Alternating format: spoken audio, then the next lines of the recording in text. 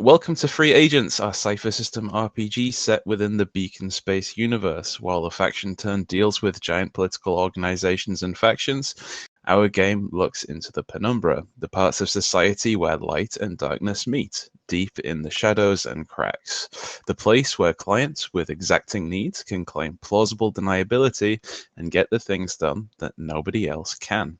Individuals within the Penumbra are the titular free agents, and a team of such will perform a mission today. Let's take a look through the agents that we have going on our mission today. Let's start from the top. Cinch, what do you got to tell us about yourself? Finch is a clever explorer who works the system. I like to describe her as a lollipop-coated chainsaw because from the outside she's like this pink-haired 20-something-year-old kid, and when you just start looking closer, she's usually got 2 or 3 weapons, a little tiny purple battle bot that follows her around, and if you get on the wrong side of her, she'll rip you apart. Yeah, cool. Going down the list, maybe the most physically different, Ziegler. What does Ziegler look like? Ziegler's a member of the Knights of Sihi. He's a strong-willed soldier who rages. He's an absolute mountain of a man, clad in power armor perpetually, seemingly, and always looking for a scrap. Always looking for a scrap. We'll see how that goes this session. Fidey, what you got to tell us? Fidey is a perceptive explorer who solves mysteries. He's a very, very culturally ascent human man.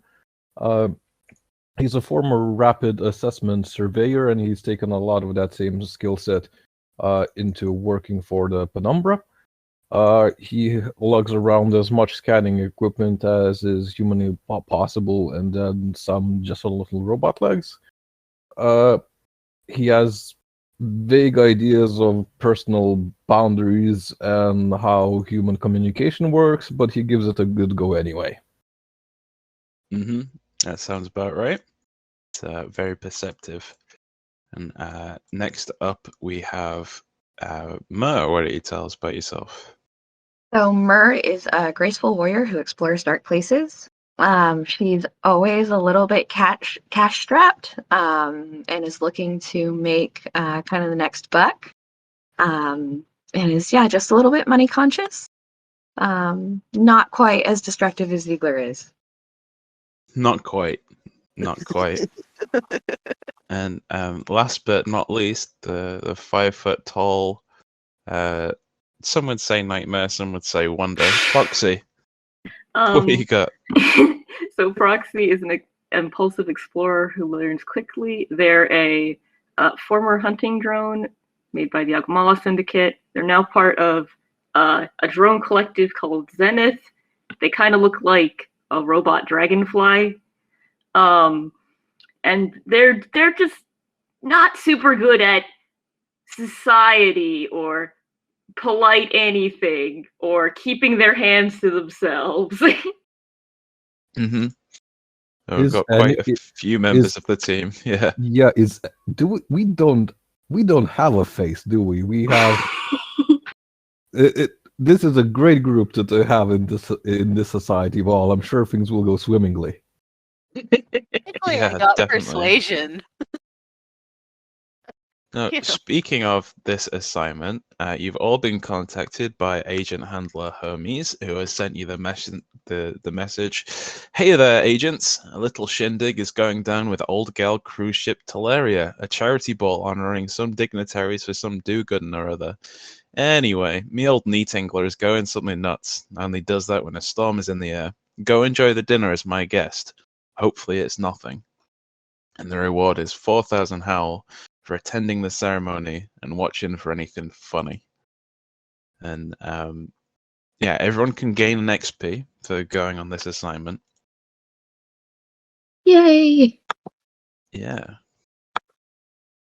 And what we get as the camera fades in off the title screen for Free Agents is a familiar scene, something that we've seen before on the TV show, but oh yes, good reminder. Before I go any further, does anyone currently not have a cipher? I do not have a cipher. You do not have a cipher. Perfect. All right. So we can roll for one. This is something that you just found in your time as an agent in between sessions. So give me a 1d3. It is a 3. That is a fantastic cipher. If you could give me a 1d100.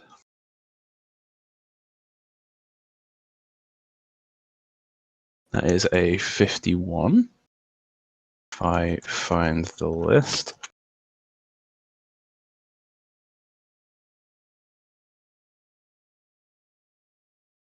Which I have lost. 1 second. Make it up and give her a poison explosive dart. I'll take that Deathbringer again. That was pretty fun. That was She pretty does have a fun. blowgun now. I do. The cipher that you have is a null field, which is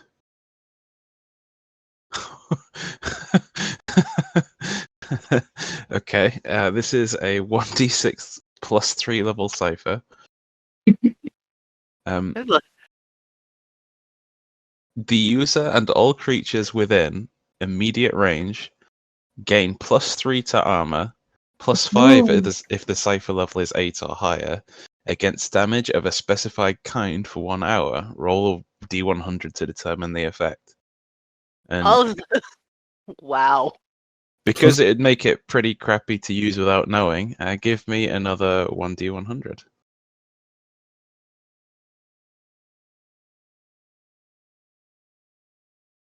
Can the damage be social stigma? 100. The Wow. damage is slashing and piercing. Oh, So- So if we know we're going into combat, I have something to help. Yeah.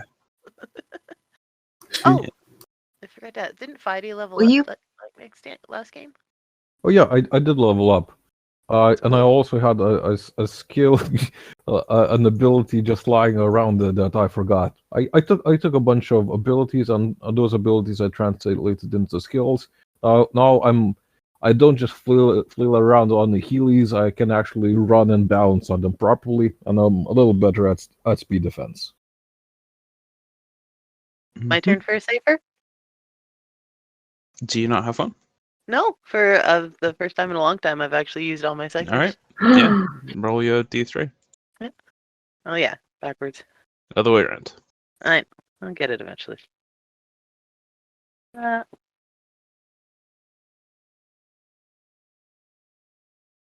1, that is a subtle cipher. Ooh. Give me a 1d100 for me, please.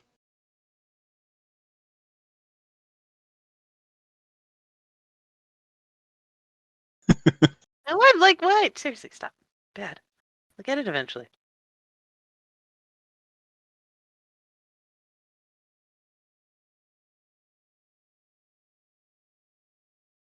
I can't do this. I fail. Just pick a number. Flip a coin. The slash is first. 89. 89 is stim, Dim.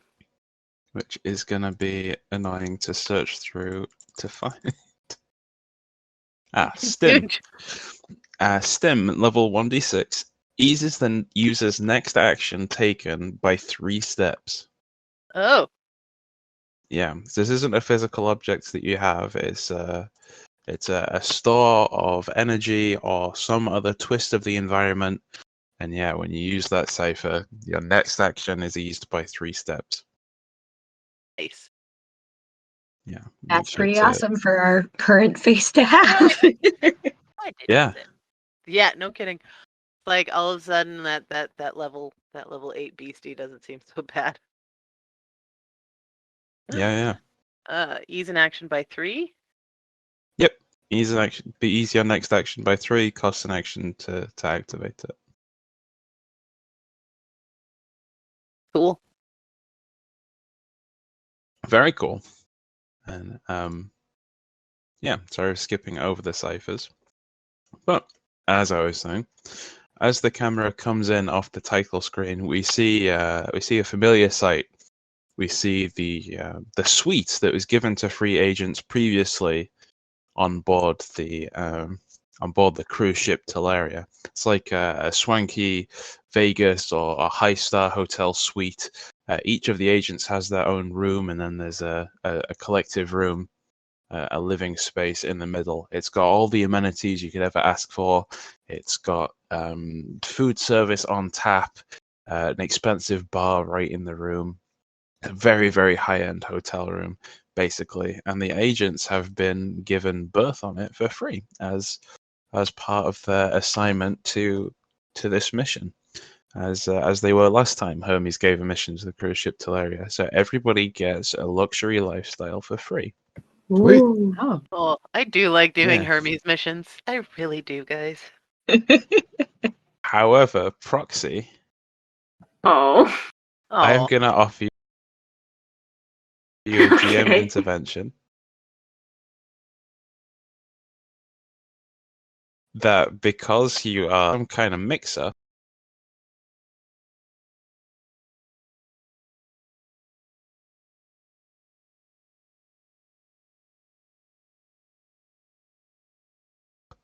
and What you've does that ended up, actually do? it would hinder any might roll that you make this session. I don't think Proxy's I'm very good at just light in the imagining first you place. in the I'm just imagining you in the janitor's closet, like next to the vacuum cleaners and such. Yeah. I mean, thanks, you're honestly, the new Roomba. it just means Proxy has less oversight of for if they want to steal things. That is very true. It is. There are advantages. Yeah, I mean, sure, I will take that. Cool. Yeah, so you gain 1 XP and you can give 1 XP to somebody else. Oh, I do not know who to give it to since it's still the start. You could roll. Yeah, how many? Four other people? 5 other Yeah. people?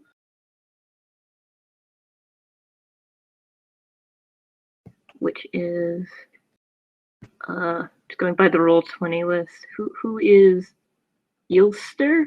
I don't know how to Yilster. That's Vigla. Okay. No, That is Ziegler. Okay. Ilster. Wait, I don't know how to pronounce it. I'm just reading it off the little nameplate. As sweater. And it turns. Yeah, so Proxy, you spent most of this journey in administrative hell. You've been in one crew quarters. You've been told, no, this is definitely your room, and you've walked into 3 people sleeping on bunks. Like, you just had an awful time of it due to a mix-up with not expecting a fully robotic agent, I think, is the cause of that. But eventually, you two reunite with your fellows in the luxury suite. Now that's where we are now. It's about an hour or so before the big charity event that you've been invited to, which is the Concord Reintegration and Harmony Foundation Ball, which is honouring some dignitaries who worked for this foundation, in particular an individual by the name of Perkit Orlov Tesso, a prominent Quetel. And yeah, you've all been invited to this dinner with entertainment, and it's what Hermes would like you to attend. So I think the shot that we get in the casino, in the player suite, is how everybody is preparing for this swanky feast.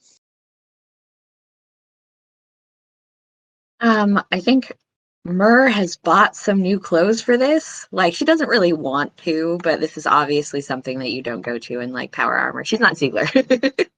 Mm-hmm. So I have no idea how much that would cost. $250. $250? Okay. Yeah. And then how much would like a concealed holster for her pistol cost? I don't think you're part of the Penumbra. I think any clothes you buy have a pocket holster, I think. Awesome. Yeah. Fancy clothes. Cinch is like I'm just gonna say Cinch is just channeling Jessica Rabbit, but probably with like a black shiny dress because everyone knows red and pink clash. So Yeah. and she's not even trying to hide it. Like she's like up the slit. You see her two like thigh holsters, and she's got like the guns she got last time at the con, and she's probably got like one of her blades like on the back. However, she did get a cute little bow tie for Glitterbot, so he's got a cute little bow tie as well. Cool. Yeah, it's one of those things where if you ever go to a Penumbra Network tailor, they look at you weird if you don't want concealed carry, you know? Sometimes they need to know that you're carrying, like side-eyeing Ziegler. Ziegler just in ceremonial armor, like full regalia, all that good stuff. No, he's in his standard power armor. Why would he change it? I think he's gone to a tailor. I'm not sure what's happened. Yeah, what has happened? Suit I mean, over the power I'm armor. gonna need some GM potentially. Yeah, some GM the intervention big here. question, are you in power armor? Well, yes, but I've demanded a suit that would go over it. Oh, Yeah, I love him so much. Never change. Sure. Yeah. Is that going to cost me 500 instead of 250? No, it's good. It costs you 250. Just yeah, it might get you some odd looks. But you know, there's all kinds of people in Beacon Space. They're not going to judge. They don't know if you're a Krahoon and you need that suit to live. So yeah, so I've got a massive suit on over the power armor, which is I have a feeling isn't actually concealing the power armor that well. oh, absolutely, it is not. It's Just not. from the sound, the Yeah, visuals. it's still clunking around. Got I it. imagine I love it's it. tearing sections of the suit around the pauldrons and stuff. And At one point, Cinch Yeah. is just like fixing his bow tie, like standing on like the bar top so she can reach it. I imagine Ziegler's kneeling in your top of a bar stool at the same time. It's like carrying a submachine gun in a see-through violin case. Like, I mean, Yeah. you made an effort, I guess. He's also got he's brought his harpoon this time with the 3-foot rubber missile attached, and it's mag clamped to his right leg over the suit. You know, okay, can I suggest a slight adjustment? I really want to like the mental image of you using it as a cane. You know, as a fancy sort of cane, like just walking across, crunch to the crunch to the. I suppose with the tip of the rubber missile, it's got a handle on the back. It'd be a very big cane. Yeah, You're a very big boy. We'll see. Fidey, what do you look like as you're getting ready for this event? I'm either wearing expensive clothes for 250, or I do want to check. There's a sorry for doing like pricing stuff here, but yeah, there's a holo bit which is like a hologram you wear on yourself, which is possibly in the gear. I DM'd you the details on that. Yeah. It's basically armor. I'm wondering if it has an aesthetic function or not, and if it does, if it can conceivably have an aesthetic function, how much would I need to pay for it? I'll have to look at that at some other point and let you know. Okay. Screw it. Then I'll just get. Yeah, sorry. I'll just get the expensive clothes for 250, and Yep. this is gonna be like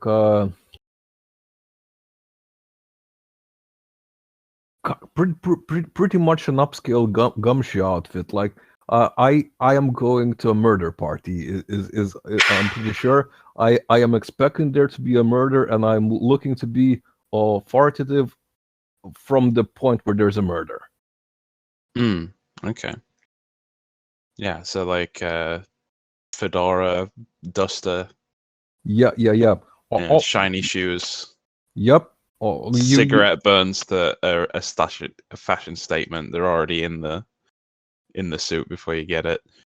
Yeah, exactly. Like Gotcha. you can. I'm also obviously using the reflection of the shoes as an additional advantage when I can get. But yeah, it's very cheap. Yeah. So to describe the cruise ship a bit for yourselves, it's at least the decks that you've been on, apart from Proxy, they're all very upend. Lots of red, lots of gold, And you can see on the screen before you, there's a large casino which takes up a lot of the main space of the upper decks.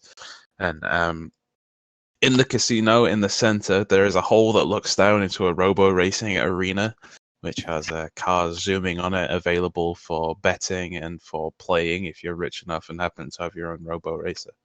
You can sign up and do some races. There's roulette, blackjack, slot machines, craps, any vice that you would like to while away your time with. The rich members of society are enjoying themselves on this cruise. Can I race the robots? Do you own a robo racing car? I think you misunderstood my question. He just wants to race the robot. All it takes is a VR headset and some controls, so technically you could, yeah. It's possible. You'll have seen in a lot of bars, very much like a pool table, a lot of bars and I places. reckon I could outrun a robot, is what I'm saying. He wants to be on the I track. see. He wants to be on the track. I'm not sure it's a big enough space for a human to fit in, but if you went prone, maybe crawled along. Proxy It's like could. asking if you can run on a Scalextrics track. I mean, probably break it. I don't know. Yeah, that's more lame than I thought, which doesn't mean I am not gonna try it later, but it does mean I'm not gonna think about it right now. That's something I didn't give enough context. This is quite a small scale of racing. It's not big cars. What's the conversation that we cut into as we see everyone in the last few minutes before they head to dinner? I think Myrrh's going to turn to Proxy and say, so what did you decide? Like, are you getting dressed up, or do you like the way you are right now? So I think Proxy has at some point gone into the bathroom and stolen all the little soaps. And just has they found a ribbon or something that was decorating where all the little soaps were. They've just got it kind of very poorly tied around their tail, and they're like, this I'm already. Oh, if I may, can I ask, what does Proxy look like? Because I haven't played with her before. I don't know him, who, what Them before, so I just like a clear mental picture. I have their art in the Roll20. They're kind of a quite dragonfly-looking drone. They are long, thin, gray body. There we go. Sweet. He looks awesome. Yeah, about 5 foot tall, right? Yeah, definitely not very wide, but if you laid them out, they'd be about 5 feet. Yeah. Cool. I think it's kind of funny that the dragonfly robot is almost taller than Cinch. They don't stay fully stretched out very often unless they're crawling along. Usually they just float. Yeah, I'm pretty sure I've just decided Cinch is 5'2". Just slightly taller than Whittle, right? Exactly. Mm-hmm. Exactly. Until the conflict of Whittle putting lifts in her shoes starts, and then you both end up in ridiculous heels. At one point, just they're both trying to wear the 6-inch stilettos and just breaking their ankles. Running in heels is a no, guys. I think before we enter, Ziegler's going to turn to Cinch. So, is this the kind of venue where they talk about bears? There might be bears, but mostly there's going to be food. You like food. Yeah. Kind of like food. You like food more than you like people. Yeah. I suppose that's true. There might be dessert. Is there going to be dessert? She turns to Will and is like, is there going to be dessert? I definitely hope there's dessert. Does anyone else just want Hermes to be wrong? I don't want to shoot people tonight. As she I like puts I like her I I like daggers into her hidden part. It's part of her dress. I don't want to shoot people tonight.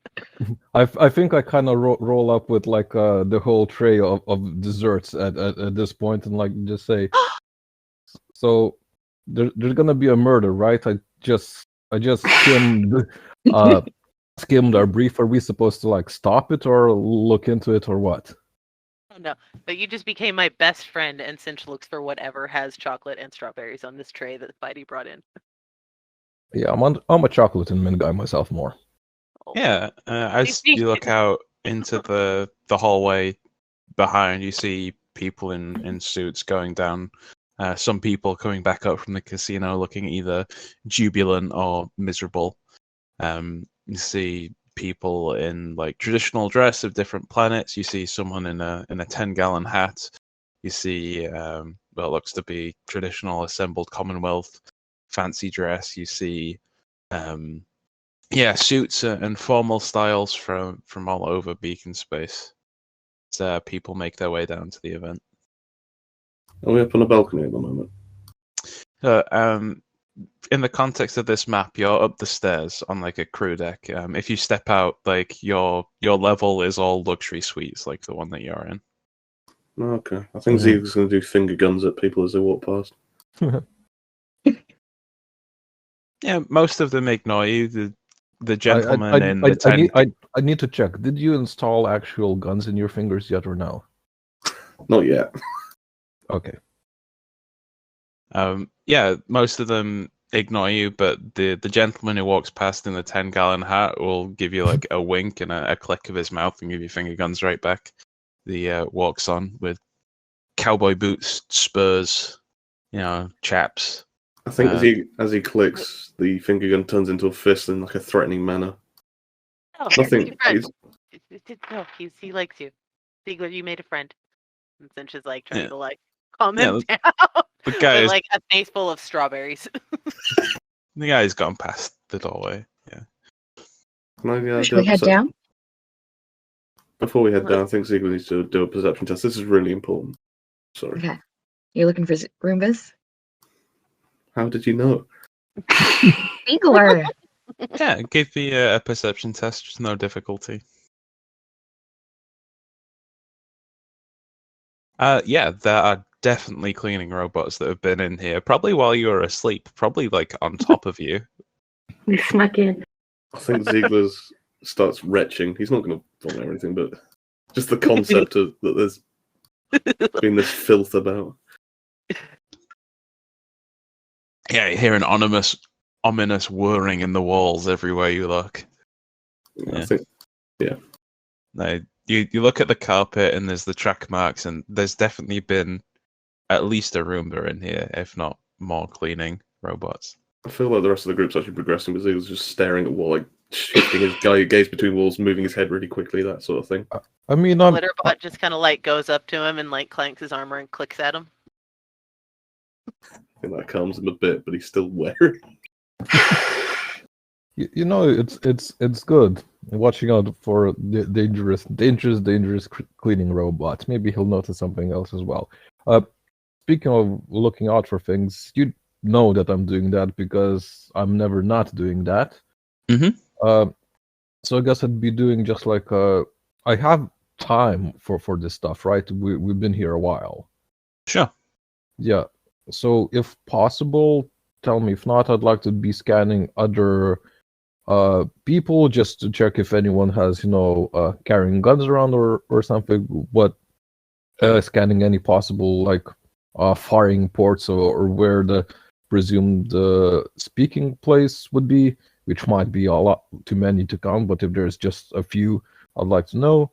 And I guess guns or not even guns, but like weird electronics slash explosive, if that's trackable. And I think that's about the extent of what I could reasonably do. I mean, you've been on, a lot of people are carrying weapons in hidden holsters, in little pockets, in thigh holsters. Like this, there's a lot of security. There's a lot of private individuals, you have personal defense weapons. Weapons are not uncommon in beacon space. Okay, that's reasonable. I guess I kind of keep a mental tally and like send the list to other people as well, so they're Sure. just there. I have some idea how that works, right? In Of particular, just like caliber and stopping power in terms of like if it's just like a P-shot or something. I'm not sure you're a ballistics expert, but I get what you're going for. Yep. And as you're going past, the gentleman in the 10-gallon hat has a very prominent. Don't even need a perception check for this one. He's got a large chrome revolver on his hip. Yep. You see largely small caliber pistols is what you see, like concealed within jacket pockets or, as with cinch, thigh holsters, in purses. Just emergency weapons. Most people that you see on this cruise have probably never fired a weapon in their life, but will still have some kind of defense weapon. Yeah, knowledge be there's a lot of potential of murder here. Jesus Christ, I'm just my moment is gonna come, Cinch. Just believe it. I have faith in you, Fighty. I do. I think Myrrh slips up to Cinch and is like, "You want to hack into their system and see what like they're expecting to go wrong?" I could do that. We've got computer terminals just to see how much security is here and where they're all posted, and if they have had any threats come in, might be a good thing. Yeah, that's a good idea. Can I do that? Go check a computer terminal and use hack the system to see if any threats have come in? Sure. Yeah. You tell me what you're looking for, and I'll tell you the role. I am looking to see if any known or unknown terrorist groups have sent any kind of threat indications trying to cancel this event. Sure. Okay. Accessing the system, just spend your points for hacking impossible. That's not a problem. Mm-hmm. Looking specifically for something like that is more of a perception test than anything else, I think. Going through all of the ship's communications. So give me... Can I assist with searching? Yeah, absolutely can. Cool. It'll be base, it'll be speed roll difficulty 4. A speed roll? Okay. Yeah. And so one from Myrrh, and can I use assessing danger and my wrist computer? Risk computer, no, but assessing danger, yes. Okay. Is there anything... Having another computer doesn't help you in looking for specific emails. Yeah. Okay. How about find the way? This isn't CSI Miami. You got type on two people on the same keyboard and go faster, I'm afraid. Well, that's obviously how Myrrh is helping, right? Oh yeah. Like she's pointing to the screen and like clicking. Like, what about that one? That one looks like angry text. Would find the way work? No. Oh, no, like me. Okay. What do I get? If you are lost on the lower deck. Yeah, No. I think you look through and you see I think it's just the volume of communication. You do Control F golden and stag and you get thousands of hits of people going, "Oh, I want to buy this new golden watch and I'm going to my friend's stag party," and yeah, you're just looking through it all and you don't find anything specific. Gotcha. I have a Golden Stag communicator, and I'm just going to have it on me, open to all channels, and if it beeps, I will know that someone's talking, if that's possible. Sure. Okay. Yeah, and just for the audience sake, it's not unreasonable for you all to be concerned about Golden Stag threat, right? This is the Concord Reintegration and Harmony Foundation, which the name of which goes directly against the Golden Stag philosophy, who are a terrorist group who want species to be separated, and our agents have run into before. And even more particular, are in an open war with the Penumbra network at present. So it is not unreasonable for you all to be jumpy when it comes to the golden stags. We've run both into and over them. Yes. Yeah, very much so. And melted them like ice cream. So the fact that this is a Concord event, I feel like Myrrh has gotten extra fancy, and she's really nervous because she is a deserter of the Bunker Busters. And so she's trying to look like as much not like herself as possible. Mm-hmm. Yeah, as you've been going this week, underneath your feet, you've heard like sloshing water, and if anyone has inquired about it, the deck level underneath you is entirely flooded and completely rented out for Concord people. It's full of Quetzal. There's even a turret that's fit on the ship somehow. Few globulons. What? Sorry, what was the middle one? A A turret. turret? It's like a giant sentient stingray. Cool. Yeah, Cool, you can cool, look. You can read about it on the wiki. Will do. Yeah, there's a slice of Concord society on that deck, and it's for their comfort. It's entirely underwater flooded, and yeah, you'll note as you look around, like the ship in general. A lot of what would be flower arrangements have become like coral arrangements with seaweed, and a lot of like the artwork is more Concord and Cardacuk focused. Yeah, the ship has been somewhat transformed around this charity event.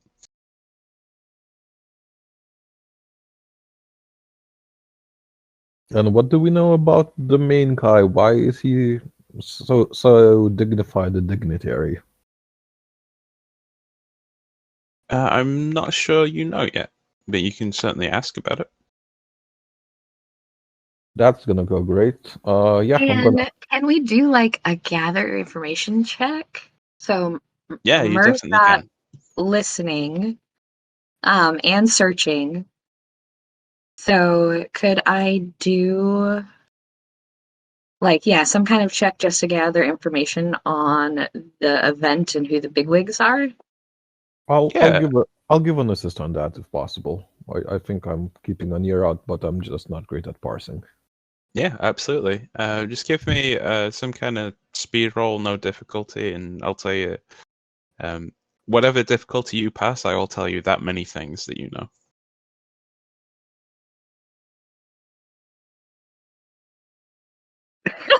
So, gain an XP. Can Well, I that- get one? I'm 2 away from a pop. A level. Do I give one on GM intrusions? Yep. Yes, okay. you do. Yeah. Well, okay, here's the thing. How often does proxy play? Because I want to feed proxy. Yeah. That's a much better idea. Please do that. Yeah. So this one goes to Yeah. proxy. Okay, thank you. Yeah. So, you know that the main guy who this event is honoring is Quetzal Peckett, all of Tesso, and you know that he is incredibly wealthy, and he is purple, orange, and teal. Those are fantastic colors. Yeah, that's the one thing that you managed to pick up in your time. I've just been too distracted by the luxury accommodations, I think. I am Yeah, too I mean, nervous. Like she's trying. Yeah. So distracted and nervous. Mm-hmm. This is kind of an aside, I guess, but I really, really like the setup. It's like we have as many resources as we could possibly time, expensive, everything is covered, but there's just so much of everything here that it's impossible to cover. And I really like that way of failing, where it's not so much danger, but just like you're trying, literally way trying too to much buy. time at the casino. Yeah, we're literally trying to bite off more than we can chew. Well, not literally. Actually, for some of us, yes. Yeah. Fight is like just like full of chocolate mints. I think as you're all done and moving on to the event, we get the cool like heist movie shot where as you step out of your suite, it's all in slow motion and there's a fan from somewhere And we get the shot of like fancy clothes. It starts with a wide shot, goes to each individual agent, goes back to the wide shot as you all walk down the steps into the casino here. And the event space is just up here. It's past this checkered line of tiles. You walk through the casino. You see various patrons gambling at the tables. You hear people shouting from the craps table, always the most energetic area of a casino. Someone at the blackjack table stands up whooping as the dealer pushes over a large stack of chips to them. You see an older lady sat at one of the casinos with what looks to be a credit chip plugged in, just pulling the handle, rolling the equivalent of 1,000 towel at a time on the slot machine, just pulling it over and over. You see opulence and wealth on display. And you make your way to the event space, and there's an usher stood there. Kind of looks a bit gormless, a little bit clueless. Not the brightest bulb in the drawer by any means, but yeah, there's some kind of event functionary, a waiter stood at the entrance with a red velvet rope.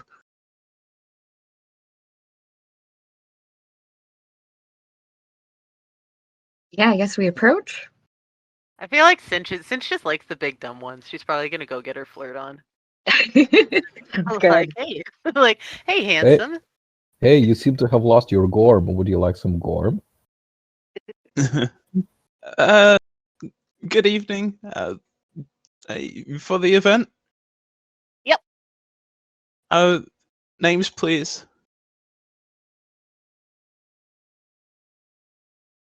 Well, I'm Cinch, and my room number is. She just is like goes up and quietly whispers her room number, and then points to Glitterbot, and this is Glitterbot. Okay. I don't have a Mr. Bot, Glitter, but I have a Cinch, and I assume he's with you. Yeah, just kind of like steps back. He's not getting it. Okay. Come on in. Unclips the red velvet rope, and let Cinch and Glitterbot in. I think Myrrh will go next and just say, I'm Myrrh. And she's not going to give him a room number. Yeah, you're on the list. Come on through. Next. I'm gonna roll up. No, I guess this is one case where I can't actually roll. I think I respect the detective persona so much that I have opted for no Heelys on these expensive shoes. Wow. Yeah. A little bit jittery there, huh? Yeah. So it's just like detective Phidippides. I have a full name. Yeah, the waiter is not gonna question your use of personal title. Lets you in, ushers you in. I think Proxy will go up and be like, "Hello, I'm Proxy. Please let me in." It says that you're a member of the crew. Oh no, hang on. And the screen glitches for a second. Yeah. Oh, yeah. I do apologize. Come in. Proxy will happily float in, very bouncy. And the one we've all been waiting for. Mm-hmm. I think Myrrh has her arms folded as she watches what happens. Then she's literally she's got a strawberry from the tray upstairs, and she just pops it in her mouth. It's mm-hmm. Just standing next to Myrrh watching. I think Ziegler, without even trying to talk to him, tries to brush past, not forcefully or anything. Excuse me, sir. And he clicks the red velvet rope back on. There's private event, invitees only. What do you mean invitees only? You're an invitee, Ziegler. Taps the electronic list he's holding, and only people on the list. I'm on any list I want to be on. What's your name? What do you want to know that for? To see if Ziegler. it's on the list. That's private information. I'm not giving you that. Then I can't let you in. I'm sorry, sir. Especially not with such an offensive weapon. What? This isn't offensive. Look, it's got a 3-foot rubber missile on the end of it. I can fly. And points at the whole thing. A trigger, and it looks very dangerous, sir. What, do you want me to try it out on you? I'd like to put it in the coat check if that's okay. Me and this harpoon do not split. By the way, I have seen that harpoon kill flies. I turned to Myrrh. I'm like, should we stop this or just like see how it goes? Well, I mean, we don't really want to start fighting here. Do you want to handle Ziegler and I'll handle the waiter? Yeah, that works. Hey, big guy. What now, little one? Just he's not just. What's your name, big guy? Why, Sir Crumbles Ziegler. There you go. He checks the list. Congratulations on your recent nuptials. How did you find out about this? Cinch just kind of like hides behind Myrrh. Like, I didn't. put Maybe it on he's the a fan internet. of you on space Twitter. Because on the list it says your name was changed recently due to nuptials to one Who Biscuity Crumbles. compiled this list? There's I think Mr. Myrrh is going Biscuity. to like tip his list into his chest and like put her hand to his lips and be like, "It's fine, you're done. Here's 20 credits." And like turn to Ziegler and be like, "It's fine, it's okay, we can go." Like half quarter bows and yes, ma'am, and opens up the red velvet and lets you all in. I think, yeah, Ziegler grunts and walks past.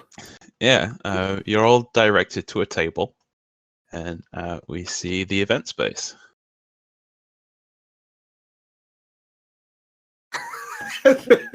This crowd. Well, I recognise one of the people in the crowd. Yeah, I wonder how they knew you were married. Oh, Biscuity's there. Nice. Oh, Yeah, no. we see the event space. We see an array of tables with chairs. You're all directed to a table. You see various people. You see the gentleman in the 10-gallon hat from before. You see a Quetzal sat in the center, back to a Globulon. You see somebody up on the stage. You see a DJ at some consoles who's currently got some like low-level ambient music going. Yeah. You see the gormless waiter who steps into the event space and starts taking drink orders. God, this is gonna be my first cruise ship murder. Like, I haven't really gone through any. Usually, it's just Ziegler going through them like butter, and it's no mystery at all. But Jesus Christ! Okay, well, who do you think is going to get killed? Oh God, I hope it's like an Agatha Christie thing where there's a whole bunch of them just like killing one of them. That would be so cool. Like you could always kill somebody and pin it on somebody else, and then you get your cruise ship murder. there's just such a face of utter disbelief that you would even suggest that. Like you have just shattered his whole illusion, shattered his whole like self-belief. How would I? There's no challenge in solving a murder that you committed. Oh no, the challenge is getting everyone to believe someone else did it. And I feel you're up to that challenge, Videy. Yeah, so as this conversation is going on, like the event begins and there's a few dull speeches about everyone working together and being peaceful and all that rubbish, you know. Ziegler sat on a table by herself. Yeah, that was the intention, yes. Yeah.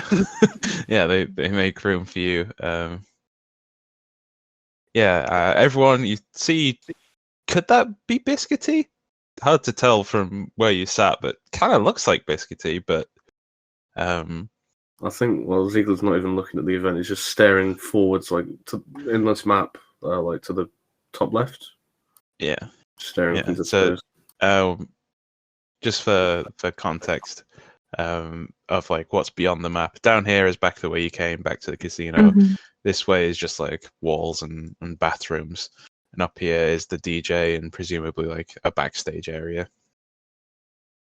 Yeah, your suite is you can hear the swashing water from above as this is below the deck that was flooded for the Concorde. Maybe there's a leaky light fixture somewhere. And yeah, they serve a starter. It's Sionge bread with a variety of different spreads and pates. Very rich, but perhaps you've come accustomed to the rich tasting food. And yeah, they have various people up on the stage. They have motivational speakers. Privet goes up, gives a speech about how he's thankful for everyone. And yeah, we get through the starter uneventfully. I feel like Myrrh is in heaven because like this is her hometown food. And it's kind of hard to get other places in Beacon Space. Yeah, absolutely. Any Concord delicacy that you would like, you can probably flag down a waiter and ask for. I am definitely getting some sea honey. Yeah, absolutely. Yeah. Yep. Awesome. Can Cinch order like a bubbly purple drink of some kind? Sure.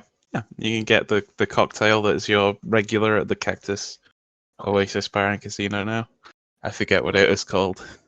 I don't think you gave it a name. You just described it as like this ice cream, purpley ice cream and pink floof on the top of it kind of drink. Yeah, bubblegum.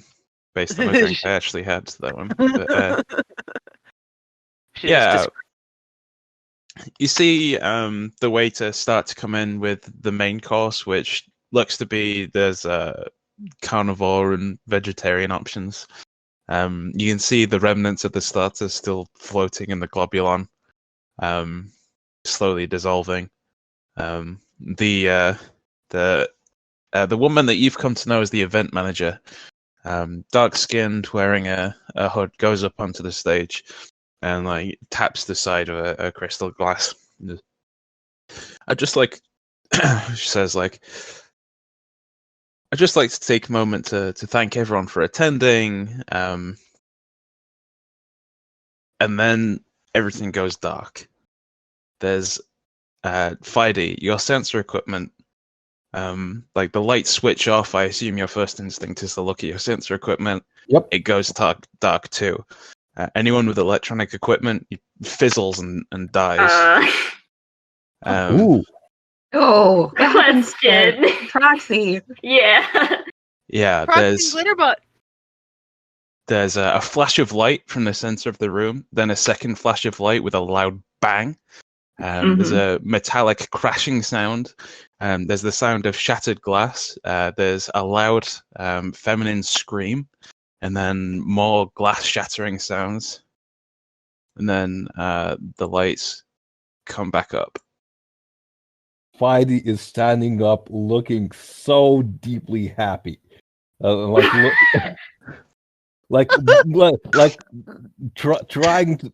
to contain his deep, utter contentment that stems from the very depths of his soul, and completely failing.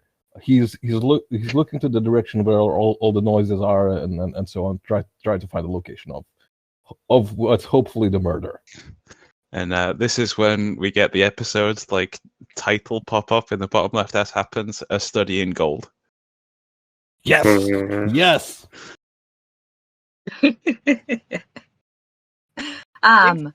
Myrrh is making sure this person does not leave. I think Cinch is checking on Proxy and Glitterbot. Yeah. Yeah, well, let's go first to... Everyone can take a turn to do something. Let's first go with what Myrrh does. Yeah, so Myrrh, like this person, I do not believe was here before. So Myrrh is making sure that they do not leave.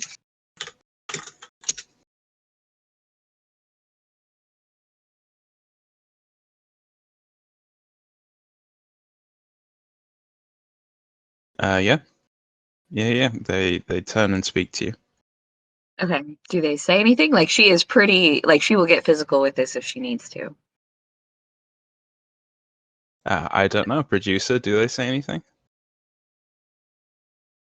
Well, what seems to be the problem here?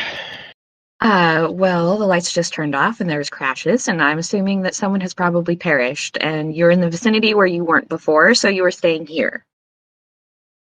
Well, I have no issues not leaving this room, but I've merely just arrived. I was unfortunately late from attending the event from the casino. I was on quite a roll at the craps table. You just can't walk away when you're winning. Right. I think we can cut to someone else. Sure. So what else? Like I said, I think Cinch is gonna like scoop up Glitterbot and run over to Proxy and just be like, check on them because all the electronics went dead and now everything's lit up. So Yeah, there was a momentary glitch. Everything's come back online now, but proxy, yeah, I didn't even consider that. Absolutely, you blacked out for like half a second. Yeah, I think Proxy's picking himself off the floor, like, how, why am I on the floor? Very, like, looking around, making sure all the random little knickknacks they've picked up are still in the same place. says a boy, can I scan and just make sure you're okay? Like, or can you do an internal scan? Like, or whatever. I have a scanner, so I can probably do an internal scan or just make sure everything's fine. When she's doing that, I'll also be checking and see if Glitterbot comes back on. Which I'm gonna say he does, but you know, he pops up and like weapons armed, he's looking around kind of panicked. They just kinda have to calm him down.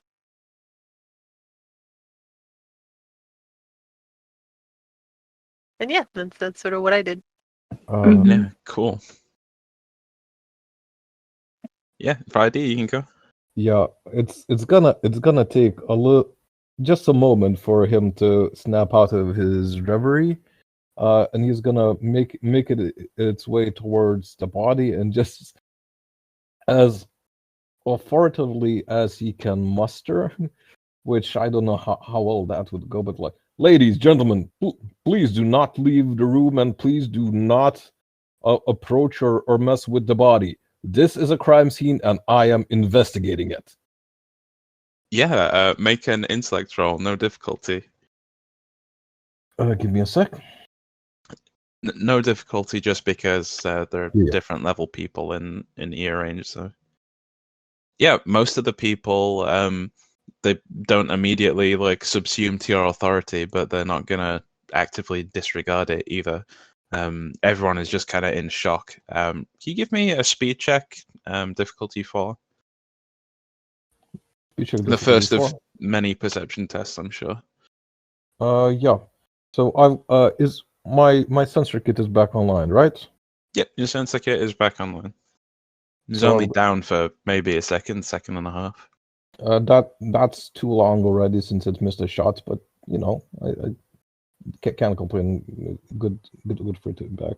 So I've got an asset from that. I've got perception. Does finding or noticing small details work as well, I assume, right? It absolutely does. Yep. If it's physical, does Cinch's little aura help since we're in the same room? This is perception. But Fidey does, we've established this already.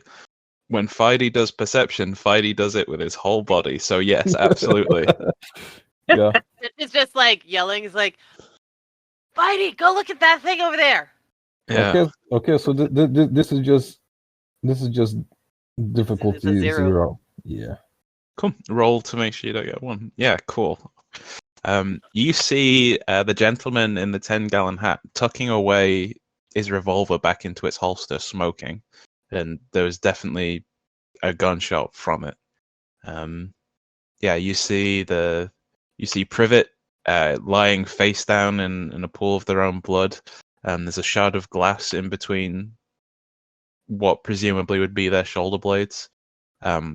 The dance floor, this corner of it is entirely shattered. There's one of the like stage lights has fallen down, and the cap of it is completely shattered. Glass all over the floor. There's some spilled playing cards and like casino tokens. I see the little blob person. I forget the name for them. Globulons. Glob. Oh, that's good. I see the globulon has been split in twain. Yes. Have they been shot as well? Is it can I aside from just the smoking gun? Does like the immediate impression of ballistics also match that like this 10-gallon hat guy shot the guy? Just like setting knowledge, something your character would know.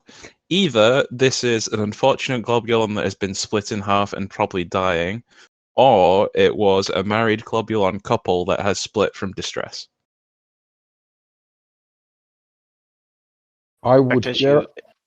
You know As what? you look towards them, one of them goes, "Oh, we've split," and I believe they recombine. The other one goes, "Oh, bother," and then yeah, they start to remerge. I think this has been enough of a beat for someone else to do something else. But if not, I'm gonna ask the 10-gallon hat guy to please put the murder weapon, the probable murder weapon, I guess, on the table.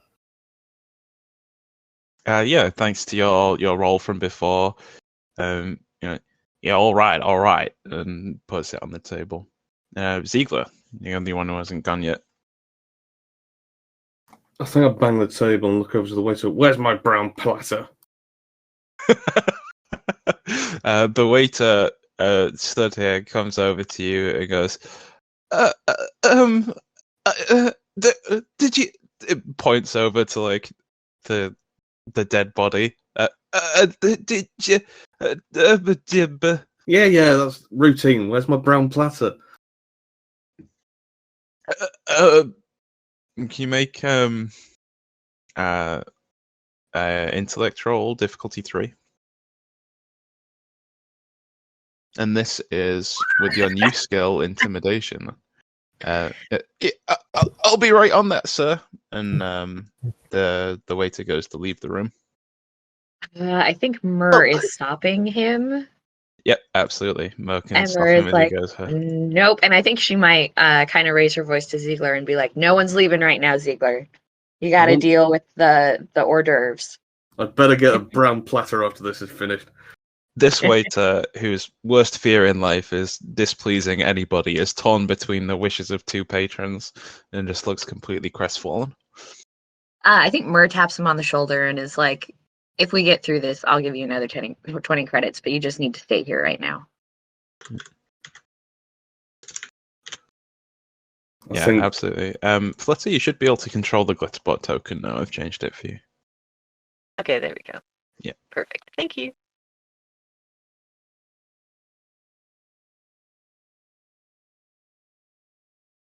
Yeah, Cinch, Proxy.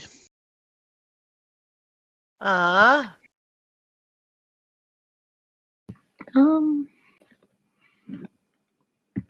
I think Proxy's just. Oh, sorry. I'll go for it.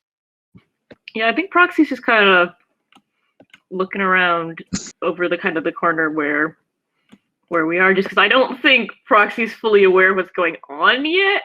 And it's mostly like, why did that happen? Why did I fall on the floor? Yeah, just give me a perception test, no difficulty. All right. Heck, how do I do this again?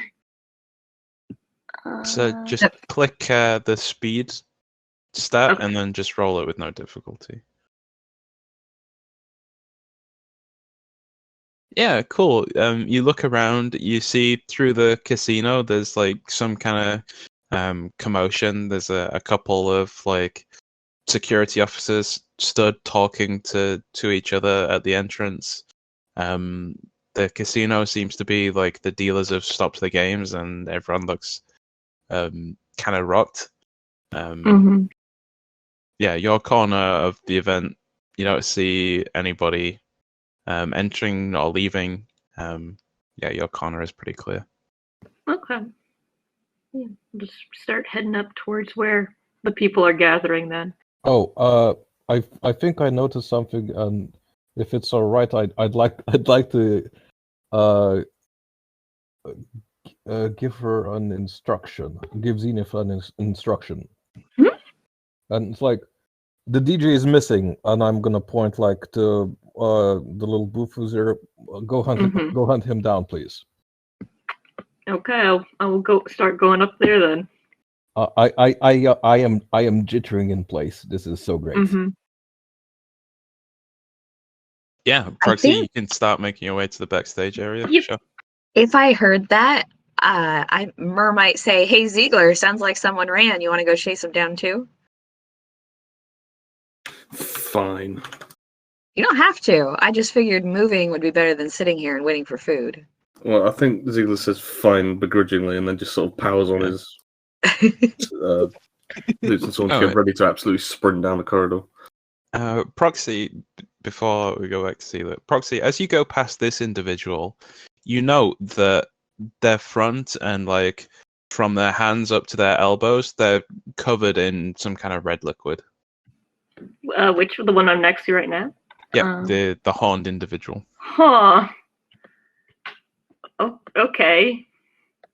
That look like she's going to grab a napkin and like dab at the liquid. I think Proxy, being easily distracted, would stop, look at them, and go, "What is on your hands? Is it sticky?" I'm not quite sure. It appears that it happened during the commotion when all the lights were out.